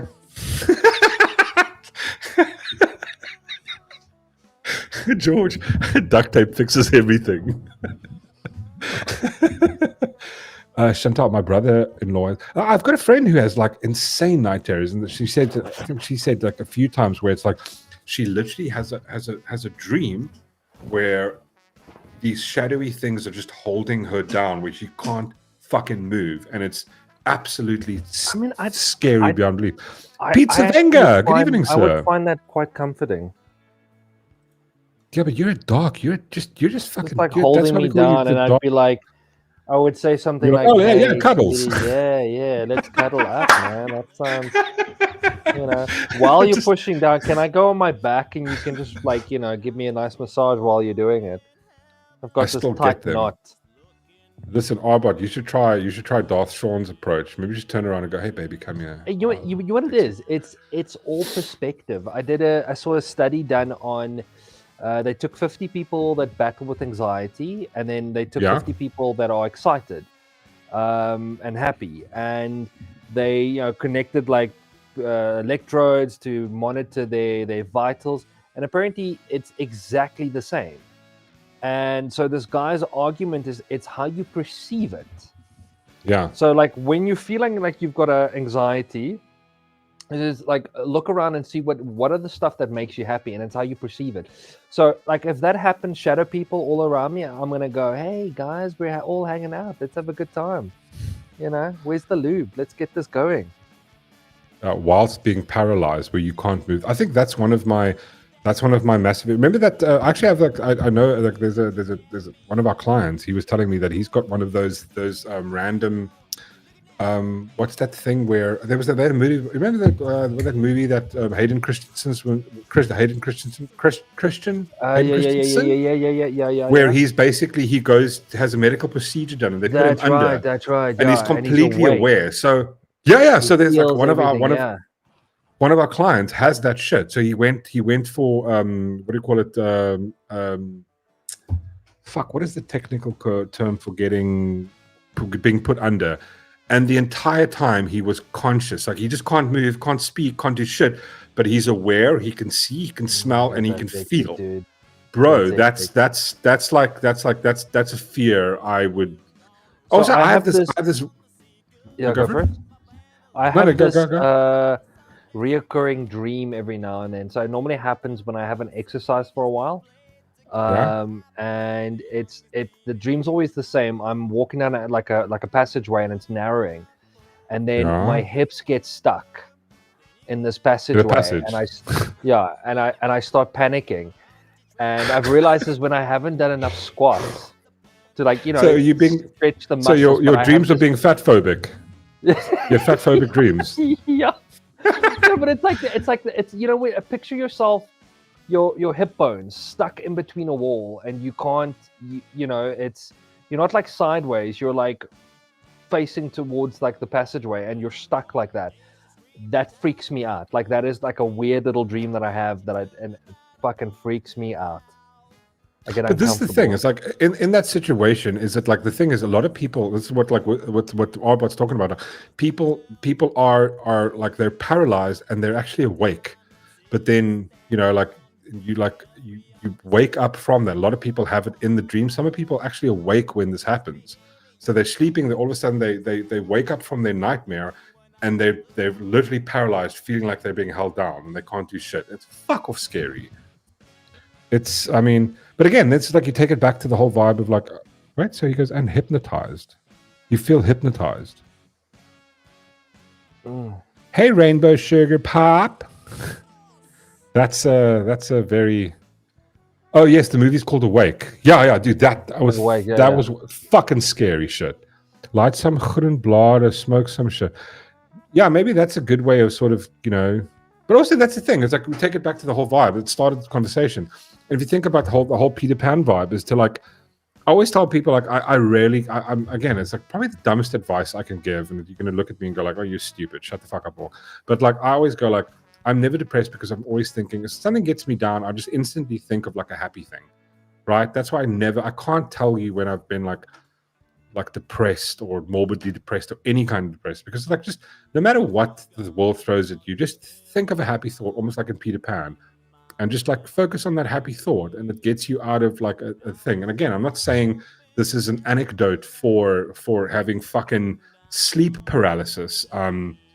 I don't know what that is. I'd be interesting to let's actually see. Let's see, what does YouTube say about sleep paralysis? I mean, how do you treat that sleep paralysis? Use more lube, Darth. Yeah, I should use more lube when I'm stuck in the passageway. But it freaks me out, like the idea of course, dude. My hips stuck between the wall. Yeah, do you know what to do? Like that's what do exactly what Arbot says. Before you go to sleep at night, just rub lube on your hips, right? But have you ever I think everybody's had this one. Has anybody had the dream where you dream that your teeth fall out? No, I haven't had that one. Have you never had that? Oh my god! Like no. I was one time. I think I've had this dream twice, right? But like years ago, I had this dream that all of a sudden you're like in my dream, I'm busy eating something, and like the teeth just like oh my god, the teeth, and then another tooth falls out, like almost like you're. And it's this weird dream. Apparently, this is a thing. There's like people have this, and there's another one, the one of falling. But I remember when I was very young, I had a dream where I was flying. I remember the next day waking up going, oh my God, I can fucking fly. And then obviously I couldn't. I was standing on my bed, jumping. Honestly, my favorite dreams are the one where I'm falling. And then I suddenly hit the ground and then you kick in the bed. I love those ones. And I don't know why.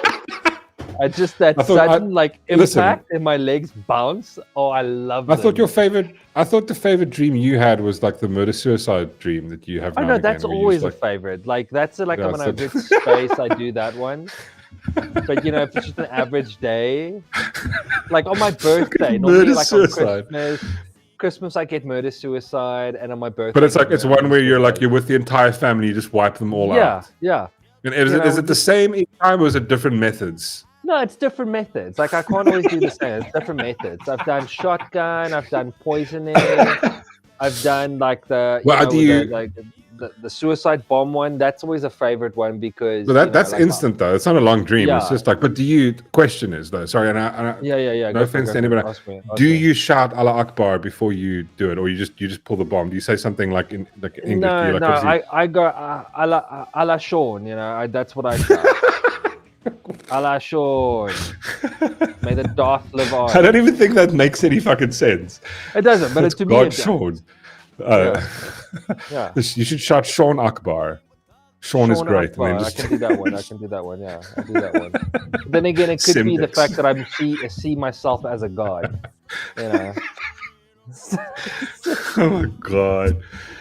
Good lord. I often have panic attack. I think I've had a panic attack once or twice where you wake up and you're like I think that's anxiety, but I think that's usually caused by stress. I actually want to see here because we just brought up the sleep paralysis thing. Oh god, see that image there freaks me the fuck out. What's the image? This fucking thing, you know? Fuck. So while you're reading that, the other night I had a dream about. So I'm terrified of spiders. Yeah. Like for real. Again, I've got a bit of a fear, and I think the main cause of that was that movie Arachnophobia. It could be that. But hold on a second. I'm just trying to find where I left this. So I had a dream about getting attacked by these spiders, and they were what do you call it? Like they were all over me, and I couldn't fucking get away from them. And then I wanted to look up what does it mean when you dream of spiders.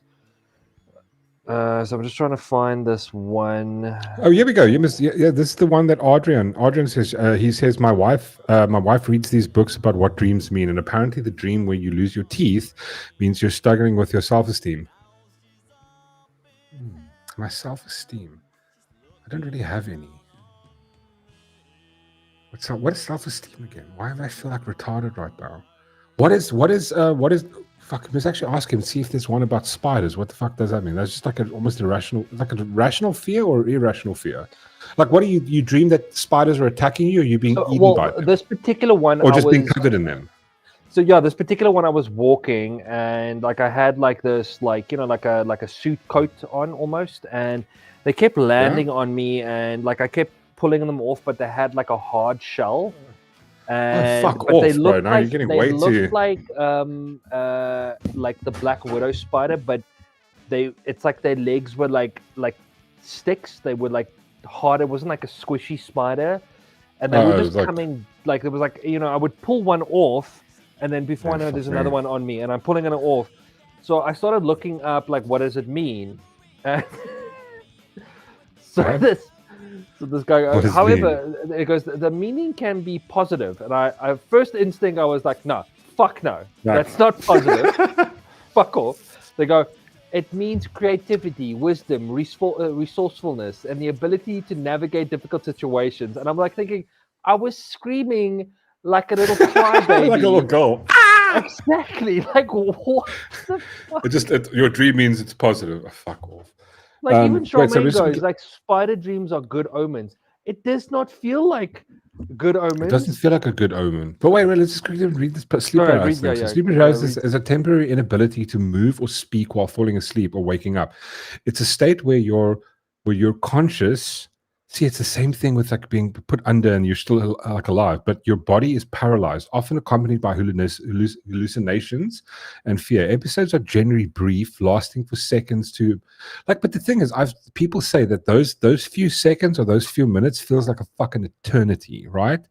Have you ever had it? Because I was reading this thing. They say that dreams often happen within a few seconds, right? Like you have a minute or two. I think like an average dream is probably something I'd say between 5 and 10 minutes at max. But in the dream, it feels like it's fucking hours, right? That's right. Spiders are good omens. Frantra, yes, that's one of their songs. Self-esteem. Problem with I sometimes had a problem with self-esteem. Hey man, I'm really okay. Why is the sudden 73 comments? What the fuck just happened? How's there 73 comments? How it just bumped to 73 in a second? What the fuck happened there? YouTube. I think my thingy was. This is YouTube being douchebaggers. Biggest dickus. I mean, sleep paralysis is not something I'm very much fond of. And if you have one of those, like I feel really bad for you. Snake bites are a warning. If a snake bites you, someone is causing conflict behind your back. Tell you that bitch is crazy. Bad no. It's when a demon sits on your chest and takes a shit, you paralyzed. Bad. Self-esteem. I guess that you have an issue with your claim to.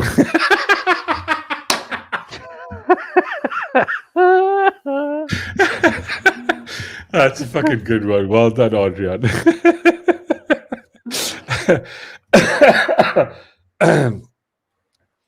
I mean, I've never had a dick dream before. I mean, sometimes like the problem is like half the dreams you have, you don't remember. Like sometimes I have this insane dream, and as soon as I wake up, I can't remember shit about it. But I can't remember having one of those dreams where like your family jewels falls off. That must be a fucking scary dream. See, stuff like that doesn't bother me, but there's like certain dreams I had. I remember because someone mentioned it early on, is when you're having like a dream within a dream and a dream. Yeah, that's what like the spider one felt like. That freaks me the fuck out. I woke up. I'm sure I woke up, and then the spiders were still there, and it just got worse and worse. And eventually, like I forced myself awake, and I think I've mastered that ability to wake myself up. Yeah, I can't do that. Like I struggle to wake up. Like it's like sometimes like, you know what happens is sometimes I hear my alarm in my dream, and it's like it's a song playing. So like I'm having this dream and I'm going, where's this like music coming from? And like I do the search to go find the source of it, and then as I'm get close to it, I'm like, I'm fucking awake, and it's like my alarm going off because you know what my you guys want to know what my alarm is for in the morning? Can I play it to Yeah, you? Sure. Fuck, I'm probably gonna get a copyright strike. Fucking, I hate YouTube. I No, really it's a hate slippery it. pickle. It's those dreams when you're sleeping, and then you wake up, but you're still sleeping, and you're still I love dreaming, and this. I love this it's like comment from Slippery Pickle. what does he say? Cyril Cyril has a Pausa. dream. There was one big fat cow drinking down by the river when 30 skinny ANC cows came out of the river.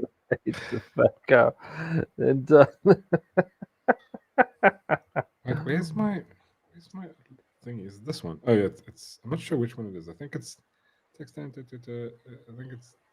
Who can tell me where this is from? Sorry, this is my text message tone. Darshawn, you're not allowed to fucking say anything. Shut up. Don't say a thing. Who can tell me where this is from? I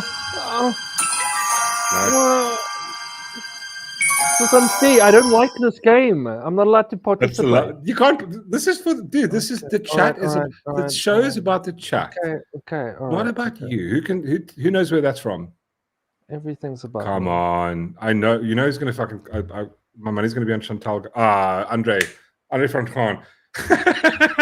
Very. Sorry. Arbot wins. He was the first to comment. Arbot gets it. Second is Adrian, but Matthew James Bond. What? Dan also gets it. So Arbot gets 1 million awesome points, and everybody else gets 10,000. Someone has to. Oh, there we go. Whistler's watching a delayed stream here. It's not that fast on the keyboard. For somebody who works to stop hackers, I'm not phoning him. Like, I get hacked, I'm not going like, bro, I don't know if I should call you. Very delayed. Okay, so this is my wake up music. Wait, before you go, right? So Heidi Kruger, I like Lord of the Rings. What? You put that in, or Harry Potter, and you listen to that while falling asleep.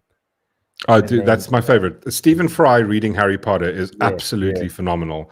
Yeah, dude, I've been doing that for 4 years straight now. Rebooted my. I'm sure you did. See, this just good with excuses, though, eh? Yeah. Okay. Wait, let's do another one. Just a quick one. So this. I'm not allowed to participate. You can't participate. Who can tell me where this one is from?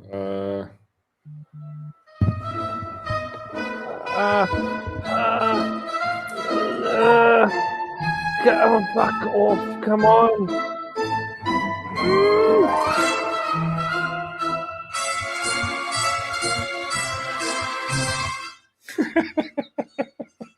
Where is that? Come on! No, shut up, Matthew Dixon. Hunger Games? No, not that one. Could you hear it though? Could you hear it? Very close. Not that new. Not that new. No, very close. Arbot. Very close. No. I mean, no, it's not. Neither of those two. No. Oh shit. Can we give a hint? No, you can't. Shut the fuck up, bro. Stop ruining it. Difficult. It's not difficult. It's because you know it. Shut up. You're not allowed to. Okay, so let's while you guys mull that over, here's one of my favorite, very close. Both of you are very close. Very sort of close. No, it's old. You're in the right. You guys are in the right era. Right. It's in the 90s somewhere. It's not Batman. No. It's not Batman. It's not Home Alone. You guys are close. Wednesday? No. That's way too modern. It's also it's in the 90s. No, not Ace Ventura. Way before Series of Unfortunate Events. Not Joker. No. Not Wednesday. So let me while you guys mull that over. This is deep old school. I can give you a. No, I don't want to give you guys a hint. No, it's not that. It's very. I can give a hint. I can give a hint that's nothing to do with. No. Okay, I'll give a hint on the director. No, I'll give a hint on the main actor. No, you can't. Not that you can't do the main actor. It's going to give it away. It's not. It's not. You won't know that it's not from that movie. Let's play it again for the kids. No. You know, fuck you, front row. You've got thingy open.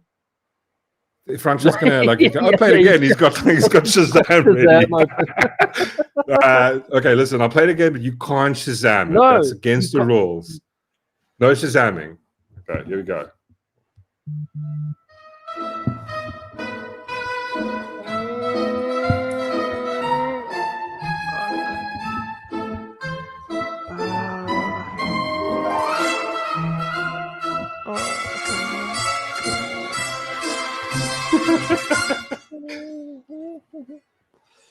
Very, very close. Vanna, you guys are close. I think it's the same composer. Okay, but like, listen, I just wanted, the point was I wanted to play you guys. I love listening to this. This is my wake-up tune. This is something about this that I absolutely love, like the Harry Potter stuff. And I was very specific about this. That's the Hedwig theme from Prisoner of Azkaban. I love that every time it. There we go. There. You got it. Wait, hold. Yeah, as long as you didn't Shazam it, but the 100% right. Yes, Whistler, Peter Pan, 100%. It's from Hook. 100%. 1 million awesome points to Vanna. Pothead. No, not Star Trek. Yes, 100%. It was fucking Murder, She Wrote. Good Lord, remember that. That actually, that's not a bad one. That's actually about. Dude, I love Hedwig's theme. Honestly, I was contemplating on the weekend. I was going like, fuck. So Sunday morning we went walkies, right? So we grabbed a coffee and we went for a kiff walk. And so we were chatting about shit. And I was very upset. I was chatting to the wife while we were walking about Superman. And I used it as a comparison. I was talking about Aliens. So she's like, oh my God, she's never actually watched Aliens. I was like, what? And I was like, listen, we're just gonna have to do it. So somewhere in the weekend, I'm gonna take her through all the Aliens. It's not really sci-fi, isn't her cup of tea, but you know, I do things with her, she's got to do things with me. That's how the fucking rules work. My alarm is wake up, George. The Force needs you. You mean wake up Obi-Wan? No, wait. Oh, did you actually have like an AI vibe go wake up George? That's fucking awesome. I should do that. On a serious note, I'm a lawyer, and I promise you, I cannot tell you how many times I would dream cross-examinations questions to ask in court, which... Wait, sorry, I'm just trying to read that, Adrian. How many times I would have a dream... oh my God, I'm retarded. Sorry, I cannot tell you how many times I would dream cross-examination questions to ask in court, which I could not come up while awake. That's a cuck one. It's like that's one of those dreams where you accomplish something in your dream, but then not happening. Fuck, you're a lawyer. That's pretty awesome, dude. That's really kiff. Like, do you actually do like what kind of? I mean, you don't have to go into any finer details, but what kind of sort of law vibes do you fucking study? What are you like? Criminal law? Or is it like business, finance? Like, I mean, what is the vibe that you're into? I'd love to know. I would love chit as a wake up alarm. Chit. What is chit? What's chit? Yeah, I'm sorry. I'm very dyslexic. Heavy dyslexic Mork. What am I saying it wrong? What did I say that was super dyslexic? Alien Sunsman. Matthew, bro, come on, bro. Let's have a criminal. Oh, commercial law.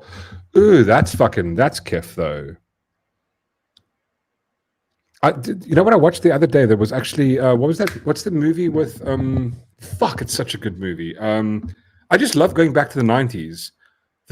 What is the Chit Show? Am I fucking stupid?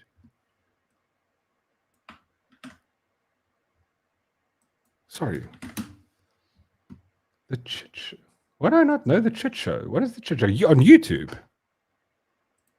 See, this is just Reese being a dick again. Just Reese being a dick. She prefers the Chit Show above our show. Oh, that. Okay.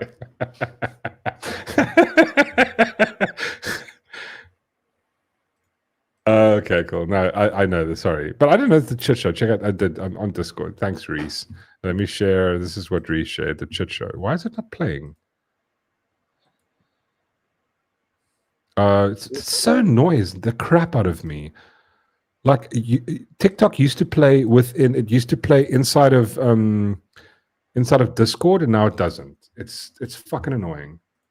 Like YouTube plays with inside Discord, and it's why can't you just be cool? Discord, be cool, man. Everybody, be cool. Discord, you be cool. Yeah, let's play this for Reese. For me, Reese. Me, Julie. Let me, Julie, me, Say Reese. that the peacock is Rosie O'Donnell. Yeah. Shit. I've seen For the this. Yeah. last time, did you not watch The Masked Singer? Yeah, you should. Yeah. Hey guys, we're supposed to be planning Janice's surprise party. I bought the card. Oh yeah, hey Chit, did you sign that yet? Great. Right here. Yeah. Perfect. Do it, lady? Yeah. Yeah. Pretty good, man. I don't know. What does it mean? I love the eyes. You know? No, I don't know. Do it, lady. On your birthday. Do what? All of it. At once. Yeah. All the time. Oh God. Or whenever you want. Yeah. I don't think that's a... I'm gonna get in trouble. I'm fucking gonna get a copyright strike. It's fine. I'll take a copyright strike for Reese. See, this is what I would do for you, Reese. Now, unlike your husband who likes Ronaldo. It's fine. Good night, Charmaine. Have a wonderful evening, babes. For fuck's sake, what? Yes, I read it, Reese. Jeez, you just have a little bit of patience. Oh my God, I can't imagine what it's like being married to you. Fucking patience, young Padawan. Listen, I'm not going to train you. This is going to be one of those things where I turn to Darth Vader and go, listen, she's too old to train. She's way too old to train Arts of the Jedi. And then she's going to go, you're being sexist. I'm going, no, because you don't have fucking patience, Reese. You know what show I like watching on YouTube is Happy Tree Friends. Bro, that's fucking creepy, dude. I love. Wait, I just want to go back to what Adrian was saying. So, like, I just love a good fucking a good law movie, and especially from the 90s. So, again, repeating myself ad fucking nausea here. Friday night is movie night at the Mork house, right? At the Rock House. Rock House. Just go rocks, bitch. Smoking the rocks. No, so like, and the thing is, the best thing you cannot fucking go wrong. Pick any movie in the 90s, go watch that. What was the other thing? Was the thing on Netflix with Edward Norton and Richard Gere. Did you? What's the thing called? Where he's like this mid, like sort of like semi-tarded kid, and then Richard Gere takes his case. Absolute fucking phenomenal movie. I'm just like, the reason I brought that up on Sunday, I was going, just look at a fucking movie that's about just under 2 hours. In 2 hours can just suck you in whole. It sucks you in. It's such great writing, and like I just love good law, a good lawyer fucking thing, like good law movies. I mean, one of my top is right all time is the Devil's Advocate. I fucking love that movie. Does count. Yes, it does. I love Devil's Advocate. Totally. It's one like that the best line in that entire movie, the two of them, is the second best is where he's on the train and he goes like, never let them see you coming. I just love that. So creepy, right? And the other one is like right at the end where like you see him and he goes, pride, my most favorite sin. Fucking love that meme. So creepy, just so kiff. Absolute amazing movie. Misha Ben and Jack. What? Simple. Oh fuck, simple. Simple Jack. I really wish they would do like a sequel of that. I mean, fuck. I wonder if I can. I'm gonna get so much cuck if I share this. But like, was it on Instagram or was it on? I'm gonna get into trouble for sharing shit. Sean, could you please get fucking TikTok so I can send you some stuff so that I can share things? I have TikTok. I still don't know how TikTok. What? I have TikTok. We've been through Okay, this. but send me your user thing so I can share things with you. I fucking love Tropic Thunder. It's one of my favorite movies. I have no idea how we got away with that. And I mean, it's just like, it's amazing. Just let's go back to a world where we don't give a shit about identity politics to this insane degree. Also reminds me, we need to have a chat with Spoon again sometime. I need to go watch Wednesday with my husband. Bye, guys. It's not that great. I mean, I'm putting it on as background wallpaper. But I hope you enjoy, Chantal. Have a fun evening. Thanks for joining. Simple Jack sounds weird. Can we share TikTok's shit with? Of course you can. What do you mean? This is what we have Discord for, is to share stuff with us. Share, my good sir. What's happening with bot chat? Is it being? Oh, I accidentally typed something there. My bag. Ooh.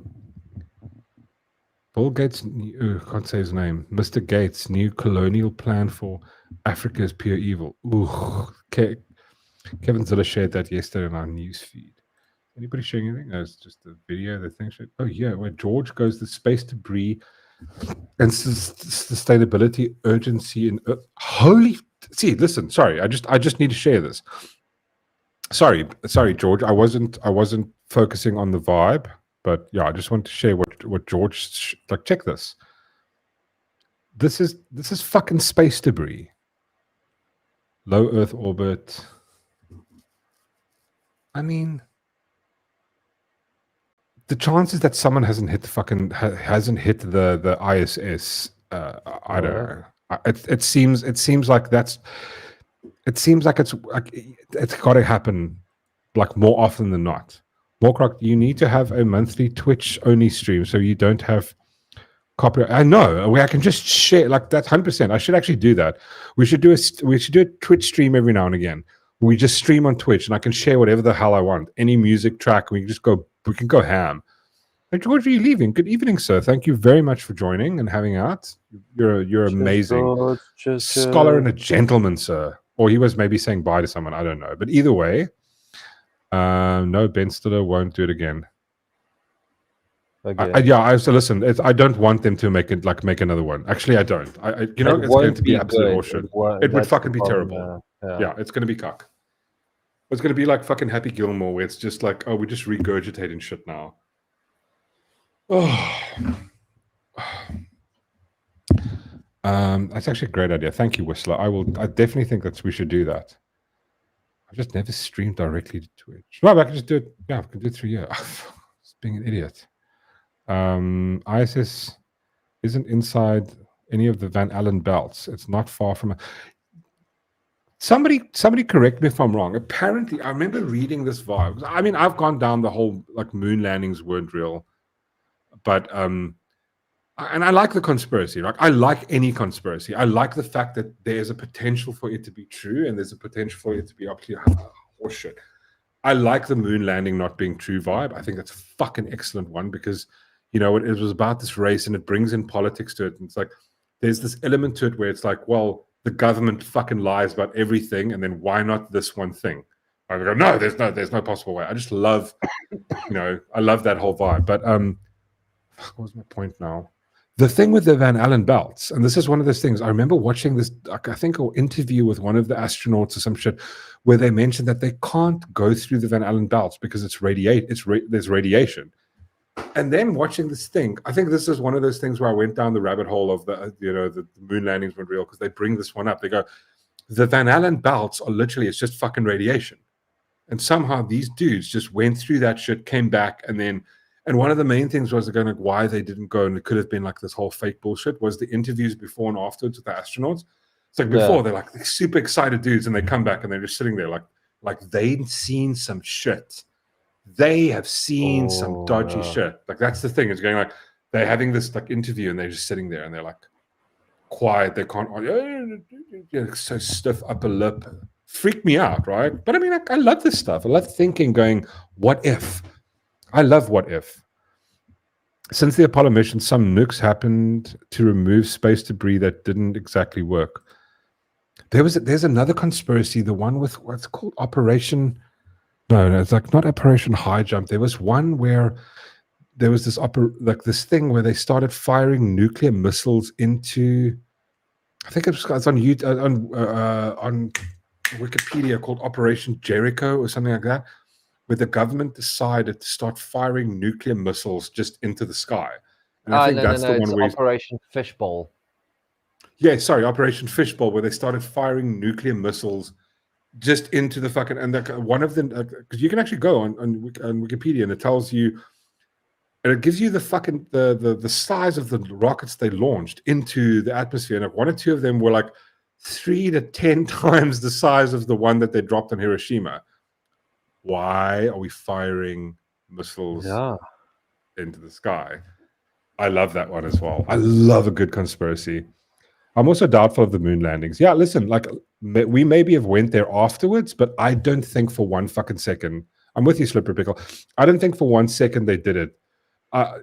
Yeah, was it the Room 43? Have you watched that? That's the whole vibe where Stanley Kubrick did it, and then you go and watch his movie, like what was the movie called? The Shining, and you go like, maybe he's telling us something. That's awesome. Oh yeah, there we go. Yeah, the whole vibe with there might have been like a firmament vibe around fucking. I love this shit, dude. Because I mean, it's documented. They literally shot something like over 100, like something over 80 to 100 rockets, like nuclear missiles. They shot into the sky. This is where I need the button where it plays the eerie music.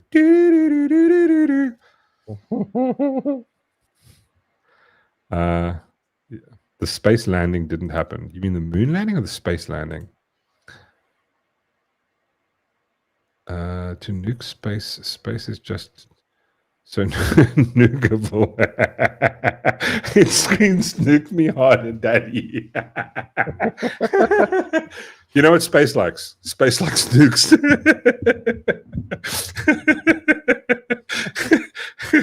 Oh, fuck, that's funny. Firmament doesn't exist. No, but like there's great conspiracies. Come on, guys, like this conspiracy night. We have to kind of go along with it for a little bit. I remember reading one, like there was this conspiracy about like so they kind of tied like it used to be a firmament around the earth, and then somewhere they say that apparently it cracked, broke, or some bullshit about after something to do with like Noah or something. So the theory is as follows, right? So like obviously it's a kind of a biblical vibe. So they go, in fact, I'm trying to remember this right. I'm probably going to fuck this up completely. But like anyway, let's just go down this road for a second. If I get it right, I'm like I can't remember it correctly, but as far as I know, some in the Bible it mentions that all the people before the flood, they lived to be like fucking 800-900 years old. Right. Yeah. So apparently the theory, the conspiracy goes as such, or the theory is as follows, is that there was actually almost like a solid firmament vibe around the earth. And these bunch of guys did these experiments that if you put certain vegetables and stuff into a concealed environment with like higher oxygen and whole bunch of shit like that, then things live longer, they grow bigger, blah, blah, blah, blah, blah, blah, blah. So the theory is that somehow there was this thing around the earth, and then somewhere after the flood, because that's when everybody started living to be like 120 years. So the vibe is that apparently there was one, and then it broke. Fuck knows where it went, and then that cracked, and like the water, fucking some shit like that. But yeah, that's the theory. I'm probably butchering it to the kind of million degrees, but something to do with that, which was quite interesting. I love interesting shit like that. America probably thought there was oil on this asteroid. Team America. The dead internet theory. Most people on Earth. Yeah, that's the other thing. So like, this is the thing I was reading about with the dead internet theory. They go like, because we have the vibe of there's something like 7 billion people on Earth. And the whole dead internet theory goes like, well, there actually isn't that many. Well, there aren't that many creators. It's a lot of times it's like it's AI interactions and bots and shit. And like, how many people are there really? I mean, I know there's a fuckload of people in Cape Town. I know that for a fact. I know there's a fuckload of people in India, because if you've seen videos of the traffic, you're going like, I'd hate to live in India just because of the traffic. Dead in theory, most people on Earth don't exist. Half of the world's population died during COVID, and new robots are controlling the media. Probably. I mean, listen, I could give that credence. I mean, how many? Yeah. I mean, like the thing is, ask yourself: do you? The only reason we believe sort of secondhand information, we don't know for a fact that there's so many people. You haven't counted them. Somebody told you that there's X amount of people living in China. What if the Chinese are busy, like, Xi Jinping has just like fucking executed a shitload of people? We won't know that. It could be they could be not even alive. But we're just like, oh, there's so many people, and like, we need to cut down, and I don't know. Interesting stuff. And this again, we push the button. I wonder if I get copyright for singing it. I would like to know if Elon's rockets are punching holes through the ozone. That's the one thing that I keep going about. Like, if all these people, like, oh my God, the climate, oh my God, like CO2 is like, you need an electric fucking engine. And then here's almost like the hypocrisy of that entire vibe. You've got the same guy building fucking battery powered, diesel free cars burning. I mean, you've seen a rocket go up, right? That's like a million cars just like using up CO2. That's like the exhaust fumes from like fucking 10 million cars in fucking 6 minutes. Have you seen the rocket go? That's all it's like. I just want to make a video. I actually want to make a video of the rocket going up and it's just screaming, fuck the environment. Because that's what it is. If you think about it, it's like, that's exactly what it is. It's just like, fuck you. It's like, okay, well, listen, you know what? I can burn all this fucking vibe and then I'll make, battery powered cars and level out the whole vibe. So like, I'm not really doing bad in the world. Oh my God. Hi, Laura. Hi, Queen. How are you, darling?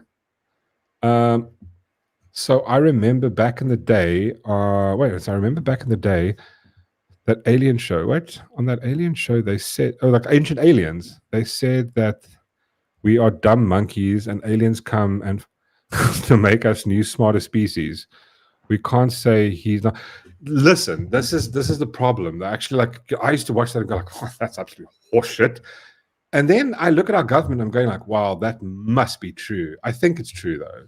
When you look at people in government, you're going like, this comment right here makes 100% sense.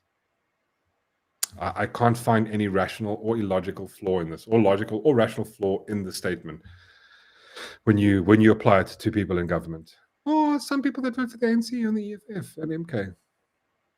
And we also include the DA in that whole vibe now because they're a bunch of dumb fucks as well. I love the Nephilim stuff, dude. I absolutely love the Like, this is my... So, like, if I had to pick between the two, gun to my head, Nephilim or aliens, I'm going to go Nephilim. I think I'll go that route. It's also much more fun. It feels kiffer. I love the whole Nephilim vibe. I have the theory that I think like all the pantheons are just the same story retold. There was something to do with like the story of the Tower of Babel where everybody went away speaking different languages, and that same story of not the aliens, the angels that came down and made Nephilim and that story is all the pantheons just told by a different version, embellished a bit and changed over time. That's my whole vibe of that. I love how the Simpsons fucking called things. It's insane. I think the rocket fume is what. No, man, it can't be. Like it's burning. It's jet fuel. It's a burning jet fuel. It's like, and like, you're not burning jet fuel in your car. You're burning diesel or like petrol, right? I mean, that's a fuckload of what do you call it? Carbon dioxide that it's producing. Like your car's producing pollution, like burning the engine. It's basically burning fuel. That's burning jet fuel. Fucking hell. Yeah, I love the Anunnaki and shit. Fallen angels, fuck up. Yes, that whole vibe. Yes, totally into that shit. Love that whole vibe. It's an amazing. It's like such a kiff-rich conspiracy once you go down it. That's not even there. Like, you haven't said a fucking word. Yeah, I'm listening. No, I'm listening. No, tell me stuff. Like what? I don't know. Carbon monoxide. There we go. Yeah, right. The rocket's burning jet fuel, which is no different than your engine burning petrol, right? I'm like, I can't be that retarded. The Simpsons is controlled by the Antichrist. Maybe. Who knows? There could be. That to be true, though. I want to show a clip. Want to show. Oh, sorry, Franco says I want to show a clip of it and remember my safe searches of wow, the stuff I just saw. Wow, a clip of what? Oh, the lizard. Oh, I love the lizard people stuff. But I mean, there's one or two. I love the conspiracy of the lizard people. It's fucking great. But have you seen the ones where it's like it's just the bad ones where they like do the thing or they take like celebrities and then they do the thing with the blinking and then somebody's like put in like the eye like blinks this way. I love those movies. I hope my mom isn't watching, but I'd send it to her and I go, oh my god, this is real, right? I love. Oh my god. I love sometimes fucking with people on like stuff like that. It was like definitely not real. And like the funniest thing is my uncle, bless his heart, right? He's such a cool dude.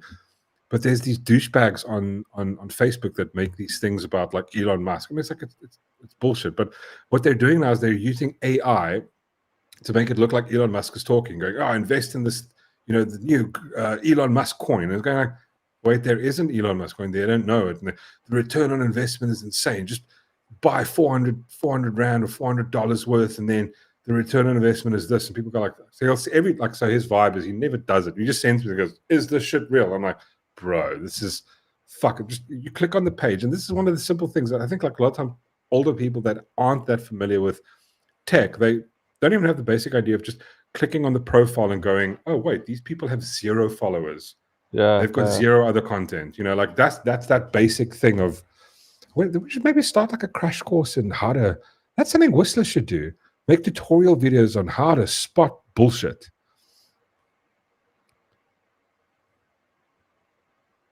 Oh, yeah. No, I think that whole vibe is cool. I mean, dude, I listen, I love watching Ancient Aliens. It's one of my favorite shows. Good night, Heidi. Have a wonderful evening, and thanks for hanging out, babes. Night.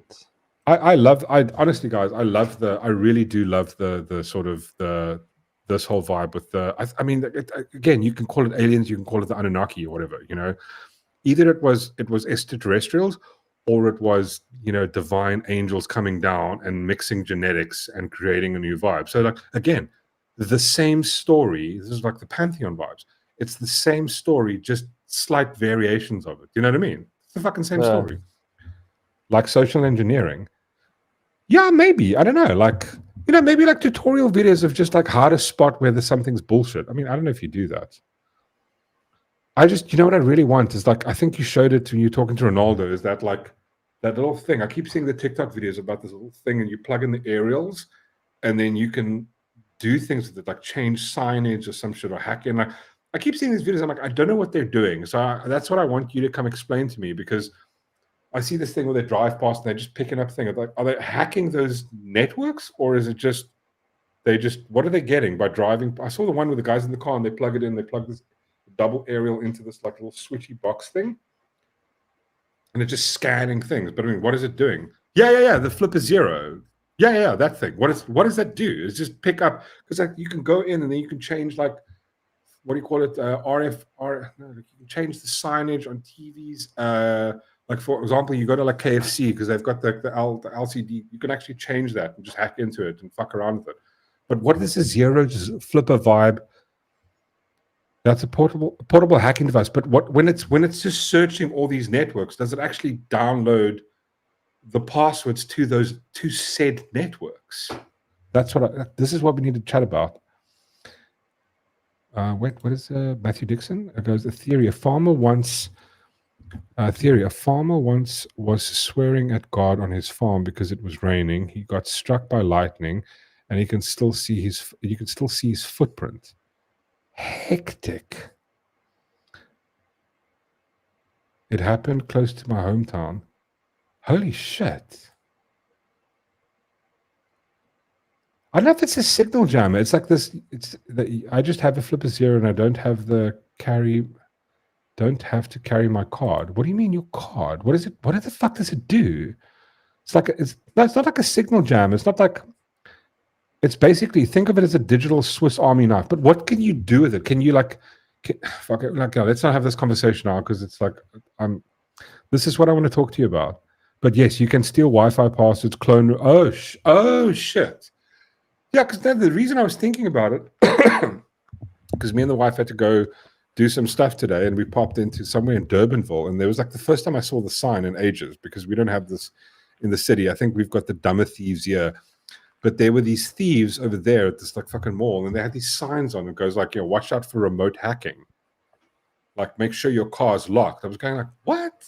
Like, I haven't fucking seen the sign. I was like, in the city, I think we have a dumber, like a more retarded form of criminal here. Apparently they can't do this tech via. So the more sophisticated criminal is on the outskirts. Obviously, where like there's suburbia where the cars are bigger, people have more money. No one's stealing like people living in town stuff. You kind of okay. Dude, I would love to. This is a conversation we need to have. You have one. You have one, right? Now he's going to say something. Oh, he's got one, but he's a good hacker. So yeah. Sure, Whistler. Sure. Where does he get all those? Like, where do you? This is the thing. I was like, I saw Whistler's like. He's like the first time. He's like, oh my god, look at my like my stream setup. I was like, bitch, that's money right there. Where do you get that from? Huh, Whistler? Come on, be honest. You hack it, buddy. See, this is why does he know all this? See, there's dark web. Isn't a creepy voice? There's dark web firmware that can now steal rolling codes, so you can open newer cars. So how many cars did you hack? Yeah. Buy all that gear, all those fugglers that Reese have, huh? Come on, Whistler, be honest.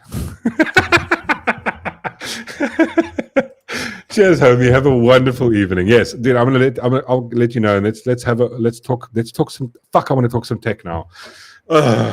Smoke DMT and use a red laser.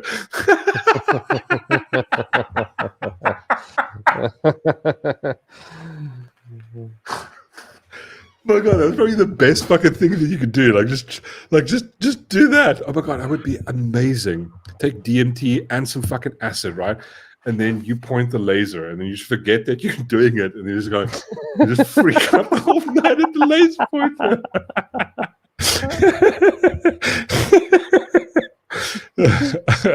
Oh, you were joking. Oh, I get it now. Sorry, my bad. I need to go. Don't want to talk about these things. I've stolen nothing. Listen, I'm not going to lie. I'm a high seas person. My Corsa Bucky is safe. Doesn't have any most life. I see code. but that's the thing. Wait, no, hold on. Isn't that an actual thing? Sorry, full-blown dyslexia. I apologize. Smoke TNT and then use a red point laser onto the wall and look into the laser and you can see code. No, this is actually sorry. So I read the first 4 letters and this is a guy. So here's a quick example of how dyslexia works. Well, not dyslexia, it's like ADD combined with dyslexia. I read smoke DMT, use red laser, and all of a sudden my imaginary brain just kicks into like 4th gear, 6th gear, and just goes, and I think I don't even read the rest of his whole sentence. That's kind of an explanation or a good illustration of how sometimes my brain works. Didn't even read his whole thing. There is I've seen these videos where these people do this, where they do DMT, and then they look into the laser pointer against the wall and they can actually fucking see code there. It's insane. I don't know if I want to go down the fucking DMT road, though. I mean, I don't have an issue with... Oh, yeah, it's cool. Listen, yeah, actually, you're right. But... No, he won't. He's corporate. No, he's on your side. No, he's on our side. Listen, Adrian's a lawyer, but he's on our side. He's going to help us get out of cuck. Commercial lawyer. He's going to make sure that these fucking companies can't sue us. Adrian's on our side. He's got our back, right, Adrian? Adrian, say yes. Listen, can we get like 10% discount if we come to you with issues? Come on, bro. Yeah, but do like what is that? A class action lawsuit. Yeah, listen, this is the thing. We should talk to. I was thinking about this, doing this vibe where, Yeah, he's our inside. Adrian's our inside guy. But like, listen, this is what we should do. We should get like, this is what I'd love to do. Get like someone like as a lawyer. Like we go to Adrian, we go, listen, yeah, let's all of us stop paying fucking tax. Sorry, he did say earlier on, like, better. Actually, I'm gonna go back to his comments. Sorry, I missed it, Adrian. But what we should do is we should go to someone like Adrian and go, listen, okay, cool. We just get people, we start this whole campaign where instead of paying our rates and levies and taxes to the government and our companies, we pay it to him who keeps it in a safe sort of like fucking thing. And the more people you can get to do that, eventually going, no, we demand that the government stop fucking stealing from us. But again, is sending my trust details now. Listen, I really enjoy, like, sorry, Adrian, you mentioned earlier, like you watched, like you enjoyed Better Call Saul. I love Better Call Saul. I think somewhere it got to me. I think it was like, I mean, where did it get to me that it just fucking bummed me out a little bit? I think it just got a little bit, because I do these things, I never watched Better Call Saul until I think last year. And then I did the thing where I caught up with 2 seasons, and I'm like, okay, wait, that's way too much now. It's just put me like, I'm going, okay, I'm fucking bored of it now. I should try not to do that. But listen, I'm just going to point this out. I'm just going to share this on stream that Adrian said, yes, if we get into cuck, he's got our back. Obviously, we have to pay him. It's not fucking free. You don't study for fucking 9 years and then give freebies out. If you're good at something, never do it for free, baby. 100%. But yeah, he's got our back. Evelyn, how are you, darling? Hi, everyone. Way late night. Yeah, sorry. We went. We also about. We were about to go. It has been a bit late, but I'm just tailing off at the moment. Talking way too much cock. Way too much bullshit. Just talking bullshit. Also, I'm fucking hungry. I didn't eat. I just want to. It's fucking late. I can't eat this late. I'll blame it all to you. I mean, DMT is that's a proper drug, man. I mean, I'll try everything once. I've got that philosophy of life. Certain things, no. Like, you know what? Skydiving's never been one of my, like, also like horse riding. Not what happened after what happened to Superman. You know what I'm saying? I'm going like, I don't know about that one.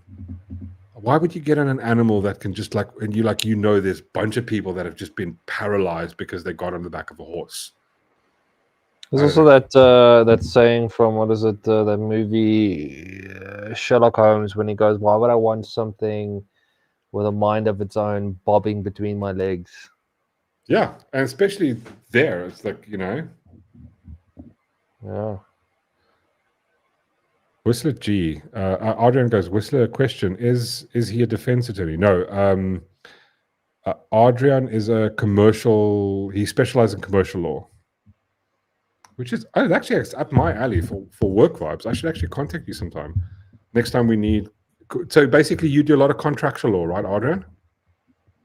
Because I deal a lot with like licensing and shit like that. It's maybe like fucking, it's good to have a lawyer. Cause every now and again we have contractual issues where we just go like, we just need somebody to go like, just once over a thing. It'd be actually cool to have somebody that's like, commercial law is like basically that's contractual. That's a lot of contractual business type of shit, right? Yeah. That's fucking good money right there. Good money. I mean, listen, I'm not gonna this like lawyering vibe. I love. I like Suits. I think the first season, and then somewhere the second season is just like, okay, now it's going fucking. Yeah. He did say it. He said we could maybe get it. Listen, I'm not going to quote him on that. He said he's got our back. Discount. Listen, I don't know. Maybe you got to negotiate. You got to negotiate, Matthew. Yes. Saliva. Everything's negotiable. Yeah, indeed. Yes, there we go. See, he says indeed. No negotiation. But he says that contract. So you're going indeed regarding contractual law and that type of stuff. Yeah, that's such a kiff vibe. See, this is my thing. When he says indeed, I'm going to take that he's agreeing to the discount. So that's verbal confirmation. I'm going to take that. It's in writing. It's contractual right there. Yeah, no. Screenshot. See, but no. This shows you how smart Adrian actually is. He put the hyphen there. Okay, all right. Didn't specify. Didn't fucking specify. Yeah. Listen, I'm not going to fucking argue with a guy who's a professional contract law. But I remember there was this thing. I remember reading it somewhere. Apparently, like when it comes to consent, right? If you say, I can't remember, I'm going to fuck this up completely. But apparently, the whole vibe is if you say nothing, it's considered a yeah. Like, if, for example, if you're in a thing where you have to vote on something and you say nothing, they consider nothing to be an agreement or something. I can't remember. I'm fucking that up. Don't even quote me on that. Vanner, so you know how guys boast about who has the best weed? My dickhead mate packed a severe bong, and the guy with the loudest mouth, no thanks, I'm out. Yeah, dude, I used to fucking smoke buckets back in the day. That was rough. I remember, but it was like we got this really good fucking Swazi from this dude who grew it himself. It was called Pot of Gold. That was his, like, he called it that, Pot of Gold. It's like absolute phenomenal kind of like vibe of Swazi. I remember the only way we used to fucking smoke it was bucket.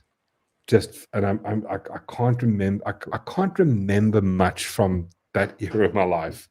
It's just a fucking haze, right? All I remember is punk rock music being blazed all the time out of my fucking bracket. But it was fun. It was fun. Listen, ladies and gents, I gotta call it there. I'm fucking jonesing for a cigarette. I'm not gonna joke about it. We're talking about smoking and stuff, and now I'm like, oh, I really need one. And I'm peckish. I'm so peckish right now. Darshan, thank you so much, good sir. Oh, pleasure. It's always fun. Let's see, is Ronaldo still on? Maybe I can direct. Maybe it's my turn where I can raid him. But I mean, it is late, boys and girls. It is quite late, yeah. Yeah, you don't have to stick around. Just no, it looks like pop Ronaldo, in there, go. The Mork Rock show is better, and then no. No, he's finished. He's no longer streaming. He finished like half an hour ago. Okay, fine. Thanks, Ronaldo. Thanks for being awesome. I actually need to send him a message tomorrow. Guys, you guys are awesome. Thank you so much. You are the reason we do this. This is so kiff. And listen, I'm going to Roy Bart and I've gone, oh my God, there we go, bro. Roy Bart, remember that from back in the day. But yes, thank you so much, Arbart, Reese, George, Whistler, Francois, Adrian, Andre, Vanner, Slippery Pickle, 1 of 44, Arbart, of course, Matthew Dixon, and I think Gavin has already gone to sleepy time. He's probably fell asleep listening to this. George, if I didn't say thank you. And anybody else I missed? Aline, Queen, I think you just popped in recently. Yeah. Queen, thank you so much. And everybody else, if I missed it, I apologize. Thank you. You guys make it awesome. Yes, of course, Rainbow Sugar Pop.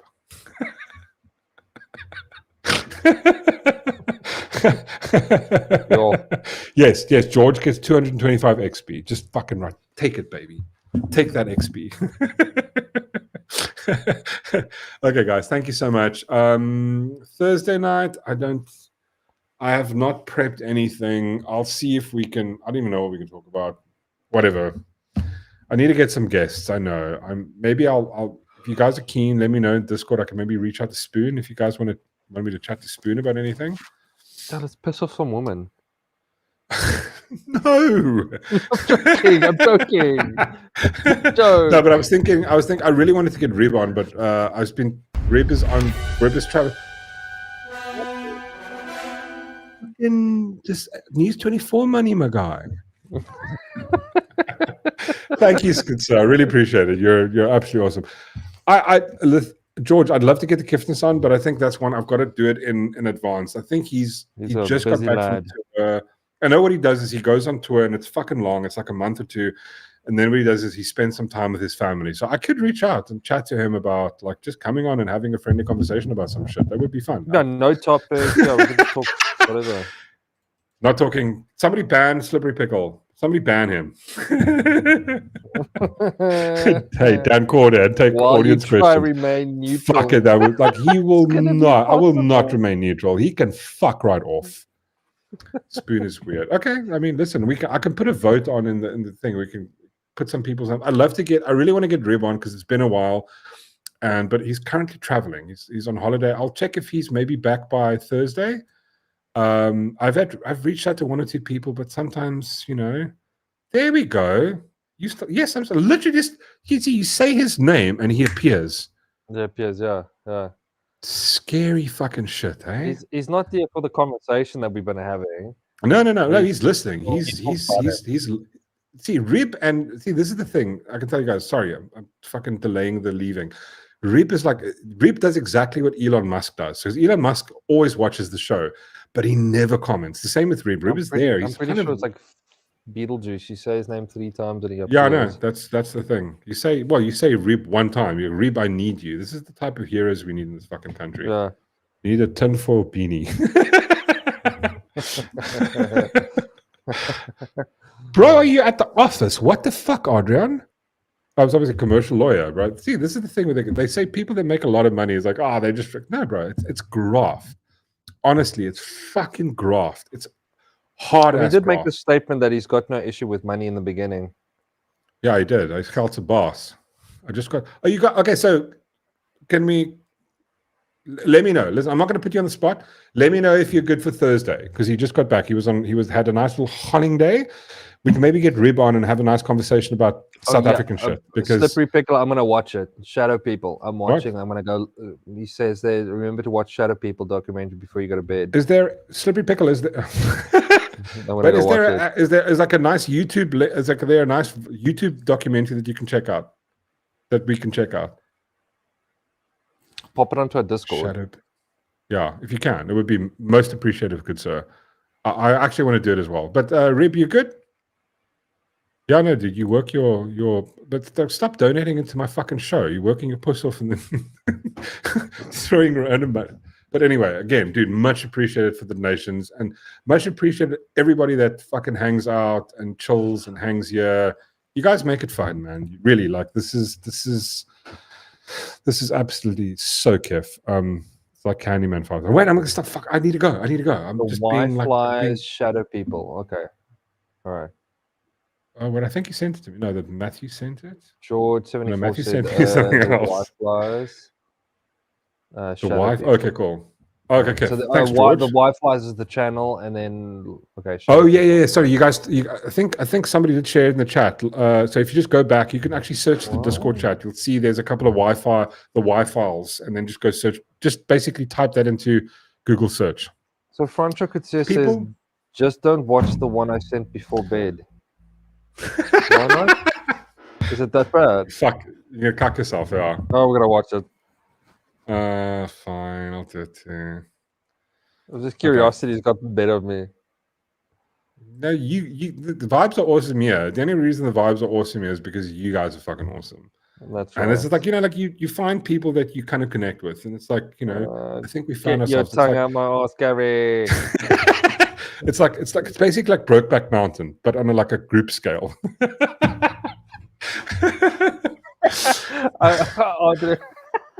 You think I'm giving you money, right? Because you want to use my services. So no, because see, Adrian's actually smart. He goes like, I see this Mork guy. He's gonna fucking say something somewhere soon. He's gonna get into so much cuck.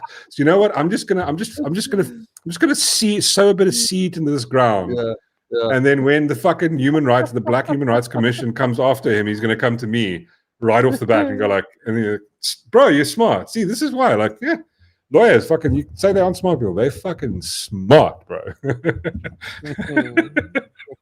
Guys, thank you so much. Much appreciated. Darth Sean, as always, thank you, good sir. And we'll see you guys on Thursday. Rib, let me know. I'll drop you a message on Discord. Let me know if you're keen to jump on the show on Thursday night. And let's talk a bit of South African politics. I need somebody, because sometimes I just I go through these phases of like a week or 3 weeks or a month where I want to disconnect from it and I don't want to get involved. And I kind of need like a person on the ground, just in the know. And I think Rib's one of those people. Guys, thank you so much. See you guys on Thursday. Have a wonderful week and be awesome. Cheers.